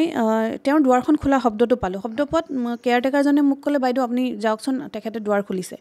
মই ওপৰলৈ গ'লোঁ ওপৰলৈ যাওঁতে তেওঁৰ লগত যেতিয়া মোৰ সন্মুখী হ'ল মই তেখেতক ক'লোঁ যে মই তোমাৰ ওচৰলৈ আহিছোঁ অলপ কথা পাতিব আছে তেওঁ মোক ওপৰলৈ যোৱাত বাধা দিছে তেওঁ দুৱাৰখন কাৰণ ভিতৰততো কোনোবা আছে তেওঁ দুৱাৰখন লগাই দিছে আৰু মোক লগে লগে সুধিছে হু আৰ ইউ এই হু আৰ ইউটো বুলি কোৱাত মোৰ খং উঠিছে আৰু তেতিয়াহে মই তেওঁক এটা স্বৰ সোধাইছোঁ আৰু এই স্বৰটো আচলতে হয় এই স্বৰটো সোধাইছোঁ এইটো কাৰণে যে মানে মাৰিম বুলি কেতিয়াও ভবাই নাই নিজৰ হাজবেণ্ডক হাত উঠাম বুলি কিন্তু যিটো ল'ৰাৰ কাৰণে এটা সময়ত নিজৰ মানে সৰ্বোচ্চ ত্যাগ মই কৰিছিলোঁ পঢ়া শুনাৰ ইচ্ছা আছিল পঢ়া শুনা নকৰিলোঁ 2টা সন্তানৰ মাক বনালে মোক খুব কম বয়সতে ডাঙৰজনী ছোৱালী মই 23 বছৰ বয়সত জন্ম দিছোঁ যিটো সময়ত হয়তো ছোৱালী বিয়াও নহয় সৰুজনী ছোৱালী মই 28 বছৰ বয়সত মোৰ জন্ম হৈছে গতিকে তাৰ মই ইমান কথা শুনি থাকিছিলোঁ মই জীয়াও মানে যদি কয় সেইটো সময়ত বোলে বেলি পশ্চিম ফালৰ পৰা ওলাইছে মোৰ কাৰণে সেইটোৱে আছিলে যে হয় আজি বেলিটো পশ্চিম ফালৰ পৰাই ওলাইছে সাংবাদিকতাৰ জীৱনত এদিনৰ সংবাদত চাকৰি কৰি আছিল দৰমহাই নাপায় 8,000 টকা দৰমহাৰ তাকো ইনষ্টলমেণ্টত পায় কেতিয়াবা টকা 1,500 কেতিয়াবা 500 ইফালে মাক দেউতাকৰ ঘৰত তাৰ সমস্যা থাকে বহুত সমস্যা সি ঘৰৰ ডাঙৰ ল'ৰা পইচা পঠিয়াব লাগে কিবা কৰিব লাগে তেতিয়া মোৰ দেউতাই বিয়াত যে গহনা পাতি দিছিলে সেইবিলাক কেতিয়াবা আঙুঠি এটাকে উলিয়াই দিওঁ কাৰোবাক বিক্ৰী কৰি পিনে টকা 6,000 7,000 পাই নিজৰ মোবাইলৰ বিলটো দিয়ে ওলাই যাবলৈ তাক কাপোৰ কানি লাগে কাপোৰ কিনে বাকী পইচাকেইটা ঘৰলৈ পঠায় নিজৰ মাক খাবলৈ মানে অসুবিধা হৈছে বা চলিবলৈ অসুবিধা হৈছে ইমান পৰ্যায়ত ছেক্ৰিফাইচ কৰা ল'ৰাটোৱে যেতিয়া মোক দেখি সুধে হু আৰ ইউ তাক নজনাকৈ সেই স্বৰটো ওলাই আহিছে আচলতে আৰু যাতে সেই স্বৰটো খাই মনত পৰে মোৰ একদম ৰিগ্ৰেট নাই কিন্তু একেবাৰে ৰিগ্ৰেট নাই স্বৰটো দিয়াৰ বাবে একেবাৰে ৰিগ্ৰেট নাই তাৰপিছত কি হ'ল পৰৱৰ্তী পৰ্যায়ত তাৰপিছত মই ছ'চাইটিৰ মানুহখিনিয়ে বাৰে বাৰে কৈছে আপোনালোকে ৰুমৰ ভিতৰলৈ যাওক তেওঁ কোনোপধ্যে ৰুমত সোমাব নিদিয়ে মই ওপৰলৈ উঠি গৈছোঁ তেওঁ মোক ধাক্কা মাৰিছে মানে হেৰি কৰিছে হাত দুখনত মোক ঢেঁচা মাৰি থৈছে যাতে মই ওপৰলৈ যাব নোৱাৰোঁ এই হাতাপাইখিনি আমাৰ মাজত হৈছে আপুনি কেনেকৈ গম পালে ভিতৰত সেইগৰাকীয়ে মহিলা আছিল যিগৰাকীৰ নাম আপুনি অলপ আগত মই সেইগৰাকী বুলি তেতিয়া গমেই পোৱা নাই কিন্তু কোনোবা আছে কাৰণ ছ'চাইটিৰ মানুহে কৈ আছে ন কালি ছোৱালীজনী আহিছে যোৱাকালি ছোৱালীজনী আনিছে তেওঁ গাড়ীত এনেকৈ কৈ আছে গতিকে মই তেতিয়া বুজি পালোঁ যে ভিতৰত কোনোবা আছে কাৰণ দুৱাৰখন ভিতৰৰ পৰা লগোৱা আছে তেওঁক মই তেওঁ ৰিপৰ্টাৰখিনিক কৈছে যে মই 12টা বজাত প্ৰেছ মিট এখন দিম, আপোনালোক যাওক। এতিয়া মই গম পাইছোঁ যে সেই চিটুৱেশ্যনটো বেলেগ ফালে নিব খুজিছে, এতিয়া মানে ধৰা পৰিব। তেতিয়া মই খুব জোৰ দিছোঁ ওপৰলৈ ব'লা, তুমি ওপৰলৈ ব'লা, আৰু তেওঁ জোৰ দিছে তুমি তললৈ আহা। তো এই হাতাপাইটো আমাৰ মাজত হৈছে, যিটো হয়তো টিভিত দেখা গৈছে। তাৰপিছত ওপৰলৈ যেতিয়া খুব ছ'চাইটিৰ মানুহখিনিয়ে চিৰিত তেওঁ হেঁচা মাৰি ধৰিলে, কাৰণ ছ'চাইটিৰ মানুহখিনিয়ে জিয়াউৰ ৰহমানক বেয়া পায়। আপুনি চাব ভিডিঅ'টো দেখিছে নাই, ৰাইজে দেখিছেনে নাই, ছ'চাইটিৰ মানুহে মূৰ হৈ গালি পাৰি আছে জিয়াউৰ ৰহমানক যে আপুনি আপোনাৰ এইবোৰ নেতাগিৰি মই মতালি ইয়াত নচলাব। আৰু মই যিমানখিনি গম পালোঁ, সেই ছ'চাইটিখনে জিয়াউৰ ৰহমানক উলিয়াই দিবৰ কাৰণে ঘৰৰ মালিকক আজি 2-3 মাহৰ পৰা প্ৰেছাৰ দি আছে যে বিভিন্ন ধৰণৰ ছোৱালী আহে হেনো, অনৈতিক কাৰ্য লিপ্ত থকাৰ অভিযোগ। হয়, বিভিন্ন ধৰণৰ ছোৱালী আহে, গতিকে ছ'চাইটিত এইবোৰ কাৰোবাৰ নচলিব, এখেতক উলিয়াই দিব লাগে। আৰু ঘৰৰ মালিকে কৈছে যে মই ওলাই যাবলৈ কৈছোঁ, কিন্তু যোৱা 2 মাহমান ধৰি ঘৰ ভাড়া পোৱা নাই, গতিকে তেওঁ ভাড়াটোলৈ অপেক্ষা কৰিছে। এইখিনি মই ছ'চাইটিৰ পৰা গম পাইছোঁ। তাৰ পিছৰ পৰ্যায়ত ৰহমানে বাহিৰৰ পৰা ভিতৰত এই ছোৱালীজনীক কয়, আফৰোজা তুমি দুৱাৰখন খুলি, নিজে নাম লৈছে আপোনাৰ সন্মুখত, হয় নিজে নাম লৈছে, আফৰোজা তুমি দুৱাৰখন খুলি বেডৰুমত গুচি যোৱা, তাইক লুকাবলৈ দিছে। তেতিয়া দুৱাৰখন হেঁচা মাৰি দি মই সোমাই গৈছোঁ। ছোৱালীজনী অলৰেডি বেডৰুমত গৈছে। আৰু তাৰ পিছৰখিনি ভিডিঅ' ফুটেজ যিখিনি আছে মই নিজৰ ফেচবুকতো শ্বেয়াৰ কৰিছোঁ, হয়তো আৰু ক'ৰবাত শ্বেয়াৰ হৈছে। বাকী ঘটনা জিয়াউৰ ৰহমান পলাই গ'ল, ক'ৰবাত লুকাই আছেগৈ লাজতে, কাৰণ গোটেই মিডিয়াৰ মানুহখিনি, মই নাজানো ইমান কেমেৰা পাৰ্চন, ইমান মিডিয়াৰ মানুহ কেনেকৈ আহি পালে। অলপ পিছত ছ'চাইটিৰ মানুহে, যিহেতু তাত গণ্ডগোল হৈছে, ছ'চাইটিৰ মানুহে পুলিচক ফোন কৰিলে। ময়ো ফোন কৰিছিলোঁ অচি ছাৰক। অচি ছাৰে মোক মানে বেলেগ এটা নাম্বাৰ দিছিলে, কিন্তু মোৰ বেলেগ নাম্বাৰত ফোন কৰা নহ'ল, অলৰেডি ছ'চাইটিৰ মানুহে ফোন কৰিলে। ছ'চাইটিৰ মানুহে ফোন কৰাৰ পিছত পুলিচ আহিলে। পুলিচ অহাৰ পিছত ভিডিঅ' ফুটেজটো ৰাইজে দেখিছে নিশ্চয়, যে তাতে সেই ছোৱালীজনীক বাৰে বাৰে ওলাই আহিবলৈ কোৱা হৈছে। লিগেল ৱাইফ হয়, কিন্তু লাজ পাইছে, ওলাই অহা নাই। সেই প্ৰশ্নই মই আপোনাক কৰিব গৈছিলোঁ, লিগেল ৱাইফ, কিন্তু লিগেল ৱাইফ কেমেৰাৰ সন্মুখত আহিবলৈ হয়তো যথেষ্ট অসুবিধা পাইছিলে। কিয় আপুনি ইলিগেল ৱাইফ হৈ হয়তো কেমেৰাৰ সন্মুখত ওলাই আছিলে। হয়, কিয়? কাৰণ চাওক, সেই মহিলাগৰাকীৰ ঠাইত যদি মই হ'লোহেঁতেন, মই মোৰ স্বামীক বেলেগে মাৰিছে, গালি পাৰিছে, অপমান কৰিছে, মই কিন্তু সহ্য কৰি নাথাকিলোঁ হয়। মই আহিলোহেঁতেন আৰু আহি মই ক'লোহেঁতেন যে হয় এখেতৰ মই পত্নী হয়, আমাৰ ঘৰৰ পৰা বিয়া ঠিক কৰি দিছে, আৰু এই মহিলাগৰাকী আগৰগৰাকী কেতিয়াবাতে ডিভ'ৰ্চ হৈছে বা কিবা হৈছে। এইখিনি কথা কৈ দিলেতো সেই নাটকখন নহ'লেইহেঁতেন, বা ডিভ'ৰ্চৰ এখনতো কাগজ থাকিব না, কাৰণ কোৰ্টে যেতিয়া ডিভ'ৰ্চ হয়, কোৰ্টেতো এটা জাজমেণ্ট পাছ কৰিব যে আজি ইমান তাৰিখত আপোনালোকৰ বিয়াখন ভংগ কৰা হ'ল, এনেকুৱা এখন জাজমেণ্ট পাছ কৰিব। সেই বস্তুটো দেখাই দিলেতো গোটেই কাহিনীটো তাতেই শেষ হৈ যায়, তাৰ পিছৰ কাহিনী কিন্তু নাহে। কিন্তু জিয়াউৰ ৰহমানে এই পৰ্যন্ত দেখুৱাব পৰা নাই একো। তেওঁ কেতিয়াবা আপোনাৰ পৰা বিচাৰিছিল নে সেই ডিভ'ৰ্চ? কেতিয়াবা সেই বিষয়ে আপোনাৰ লগত বাৰ্তালাপত মিলিত হৈছিলে নে, কেতিয়াবা আলোচনাত মিলিত হৈছিলে সেই বিষয়ে? নাই, মইহে বিচাৰিছিলোঁ। মানে মই যেতিয়া অশান্তিবিলাক চৰম পৰ্যায় পাইছিল একেলগে থকাত, তেতিয়াহ'লে মই খুব মানে বস্তুবিলাক মানে ভালকৈ সমাধা হৈ যোৱাটো বিচাৰোঁ। মই জিয়াউৰ ৰহমানক কৈছিলোঁ যে চোৱা, তোমাৰ যদি মোৰ লগত শান্তি পোৱা নাই, তোমাৰ যদি সুখ তুমি ক'ৰবাত বেলেগত বিচাৰি পাইছা, তেতিয়াহ'লে কোনো কথা নাই, মই ছোৱালীটো মই কেতিয়াও এৰি নিদিওঁ, ছোৱালী মই ডাঙৰ কৰিম। তুমি বাপেক হিচাপে, পিতৃ হিচাপে যিখিনি তোমাৰ কৰ্তব্য দায়িত্ব তুমি বাহিৰৰ পৰা কৰি যাবা, আৰু তুমি কাৰ লগত থকা মোৰ আপত্তি নাই, কিন্তু বস্তুখিনি লিগেলি হ'ব লাগিব। কিন্তু তেওঁ সেইটো নকৰি তেওঁ মোক মানে এই টানি থকা যিটো ছিষ্টেম, অশান্তি পৰিৱেশ এটালৈ সদায় সৃষ্টি কৰি থাকিলে। আৰু ধন্যবাদ জনাইছোঁ। আপুনি যথেষ্ট সংখ্যক বিবাদিত সেই অভিযোগৰ সৎ সাহসেৰে আপুনি মন্তব্য আমাৰ আগত কৰিলে, বা সেইসমূহ ৰাইজৰ ওচৰলৈ লৈ গ'ল। হয়তো সেইসমূহ প্ৰতিগৰাকী ট্ৰলকাৰী যোনে আপোনাক ট্ৰল কৰিছে, তো তেওঁলোকেও হয়তো তেওঁলোকৰ উত্তৰ আজি পাইছে। এগৰাকী মাতৃ হিচাপে আপুনি যুঁজিছে, আৰু এই মুহূৰ্তত পুনৰ মই সেই শেষবাৰৰ বাবে আপোনাক সেই প্ৰশ্ন সুধিব বিচাৰিম। জিয়াউৰ ৰহমানক সেই অভিযোগ আপুনি নিশ্চিতকৈ খণ্ডন কৰিছে, কিন্তু জিয়াউৰ ৰহমানক আপুনি আমাৰ টেলিভিশ্যনৰ পডকাষ্টৰ মাজমজিয়াৰ পৰা, NB নিউজৰ ষ্টুডিঅ'ৰ পৰা কি আহ্বান কৰিব বিচাৰিব? হয়তো তেখেতে আজি নিশালৈ শ্ব' চাবই, তো তেখেতক কি আহ্বান কৰিব বিচাৰিব, বা তেখেতৰ প্ৰতি আপোনাৰ কিবা ক'বলগীয়া আছে নেকি? প্ৰথমে মই মোৰ ট্ৰল কৰাখিনিকো কথা এটা ক'ব বিচাৰোঁ যে চাওক মই সম্পূৰ্ণ মেণ্টেল প্ৰিপেৰেশ্যনত এইখিনি কৰিছিলোঁ কাৰণ মই জানো যে মই মুখ খোলাৰ লগে লগে মোলৈ অসংখ্য আঙুলিত উঠিব আৰু জিয়াউৰ ৰহমানে কি কৰিব পাৰে জিয়াউৰ ৰহমানে নিজৰ স্বাৰ্থৰ বাবে কিমান পৰ্যায়ৰ তললৈ গুচি যাব পাৰে সেইটো মই আৰু বহুত মানুহে জানে মইতো খুব ভালকৈয়ে জানো গতিকে মই জানিছিলোঁৱে যে মোৰ চৰিত্ৰ হনন হ'ব কাৰণ গোটেই ঘটনাটো বেলেগ ফালে লৈ যাবলৈ তেওঁলোকে চেষ্টা চলাই আছে যদি ট্ৰল কৰা মানুহখিনিৰ বিবেক আছে তেতিয়াহ'লে তেওঁলোকে এটা কথা জিয়াউৰ ৰহমানক সোধকগৈ যে এতিয়া এই সন্তান দুটাৰ ভৱিষ্যত কি হ'ব কাৰণ বিষয় মই নহয় বিষয় মোৰ সন্তান দুটা তেওঁ যদি বিয়া পাতিছে মোৰ কোনো আপত্তি নাই কিন্তু মোক লিগেলি ডিভ'ৰ্চ দিয়ক জিয়াউৰ ৰহমানক আপোনালোকৰ এই অনুষ্ঠানৰ যোগেদি মই এটা কথাই ক'ম যে তেওঁ লাজ পাব নালাগে লাজ পোৱাৰ কথাই নাই কাৰণ যিখিনি এতিয়া আৰু আমি টিভিতে ওলালোঁ যেতিয়া যে লাজ পাব নালাগে মই জিয়াউৰ ৰহমানে যিহেতু ইমান দিনে অপেক্ষা কৰিলোঁ জিয়াউৰ ৰহমানে বেলেগৰ গৰাকীক আদৰি ল'লে তেওঁ সামাজিকভাৱে শনিবাৰে স্বীকৃতি দিলে আগলৈকে স্বীকৃতি কিন্তু পোৱা নাছিলে তেওঁ পৰিয়ালে স্বীকৃতি দিলে গতিকে তেওঁৰ সুখ যদি তাত আছে তেওঁ যদি প্ৰকৃত ভাল পোৱা সেইগৰাকী হয় তেওঁ থাকক কিন্তু মোক মানে লিগেলি তেওঁ ডাইভৰ্চটো দি দিয়ক উইথ এলুমিনি মোক এলুমিনি লাগিব সেইটো লাগিব আৰু বাকী ৰাইজে মোৰ সন্তান দুটাৰ ভৱিষ্যত কি হ'ব জিয়াউৰ ৰহমানক প্ৰশ্ন কৰি উত্তৰটো মোক দি দিলে মই ভাল পাম আৰু জিয়াউৰ ৰহমান ক'ত আছে এতিয়া সেই দিনটোৰ পৰা হয়তো শেষত জানিব বিচাৰিব ৰাজ্যবাসীয়ে কাৰণ শেষবাৰৰ বাবে হাতীগাঁও আৰক্ষী থানাত দেখিবলৈ পোৱা গৈছিল তাৰপিছত তেখেত হয়তো অন্তৰ্ধান এই মুহূৰ্তত ক'ত আছে তেখেত ক'ত আছে মই নাজানো কিন্তু মই ইমানখিনি জানো যে ছ'চাইটিৰ পৰা ফ্লেট খালী কৰিবলৈ দিয়া হৈছে তেখেতৰ ফালৰ পৰা আপোনাক কণ্টেক্ট কৰা হৈছেনে তাৰপিছৰ পৰা কণ্টেক্ট কৰা হোৱা নাই ধন্যবাদ জনাইছোঁ বাইদেউ আৰু আশা কৰিছোঁ আপোনাৰ যিসমূহ মনোকামনা বা আপুনি এগৰাকী মাতৃ হিচাপে যি মনোকামনা পুহি ৰাখিছে বা আপোনাৰ সন্তান দুটিৰ সৈতে আপুনি জীৱন যুদ্ধত ঠিক এনেদৰে আগুৱাই যাওক আৰু যিগৰাকী অভিযুক্ত সেইগৰাকী অভিযোগ যিহেতু উঠিছে জিয়াউৰ ৰহমান ডাঙৰীয়া হয়তো তেখেতেও সৎ সাহসেৰে তেখেতে নিজেই যাতে পডকাষ্টৰ ষ্টুডিঅ'ত বহি কেমেৰাৰ সন্মুখত তেখেতে এইসমূহ উত্তৰ দিবলৈ যাতে তেখেতে সৎ সাহস কৰক ধন্যবাদ জনাইছোঁ আৰু আজিৰ পডকাষ্টৰ পৰা মই ধৃতিৰাজ কলিতাই এই মুহূৰ্তত বিদায় লৈছোঁ ধন্যবাদ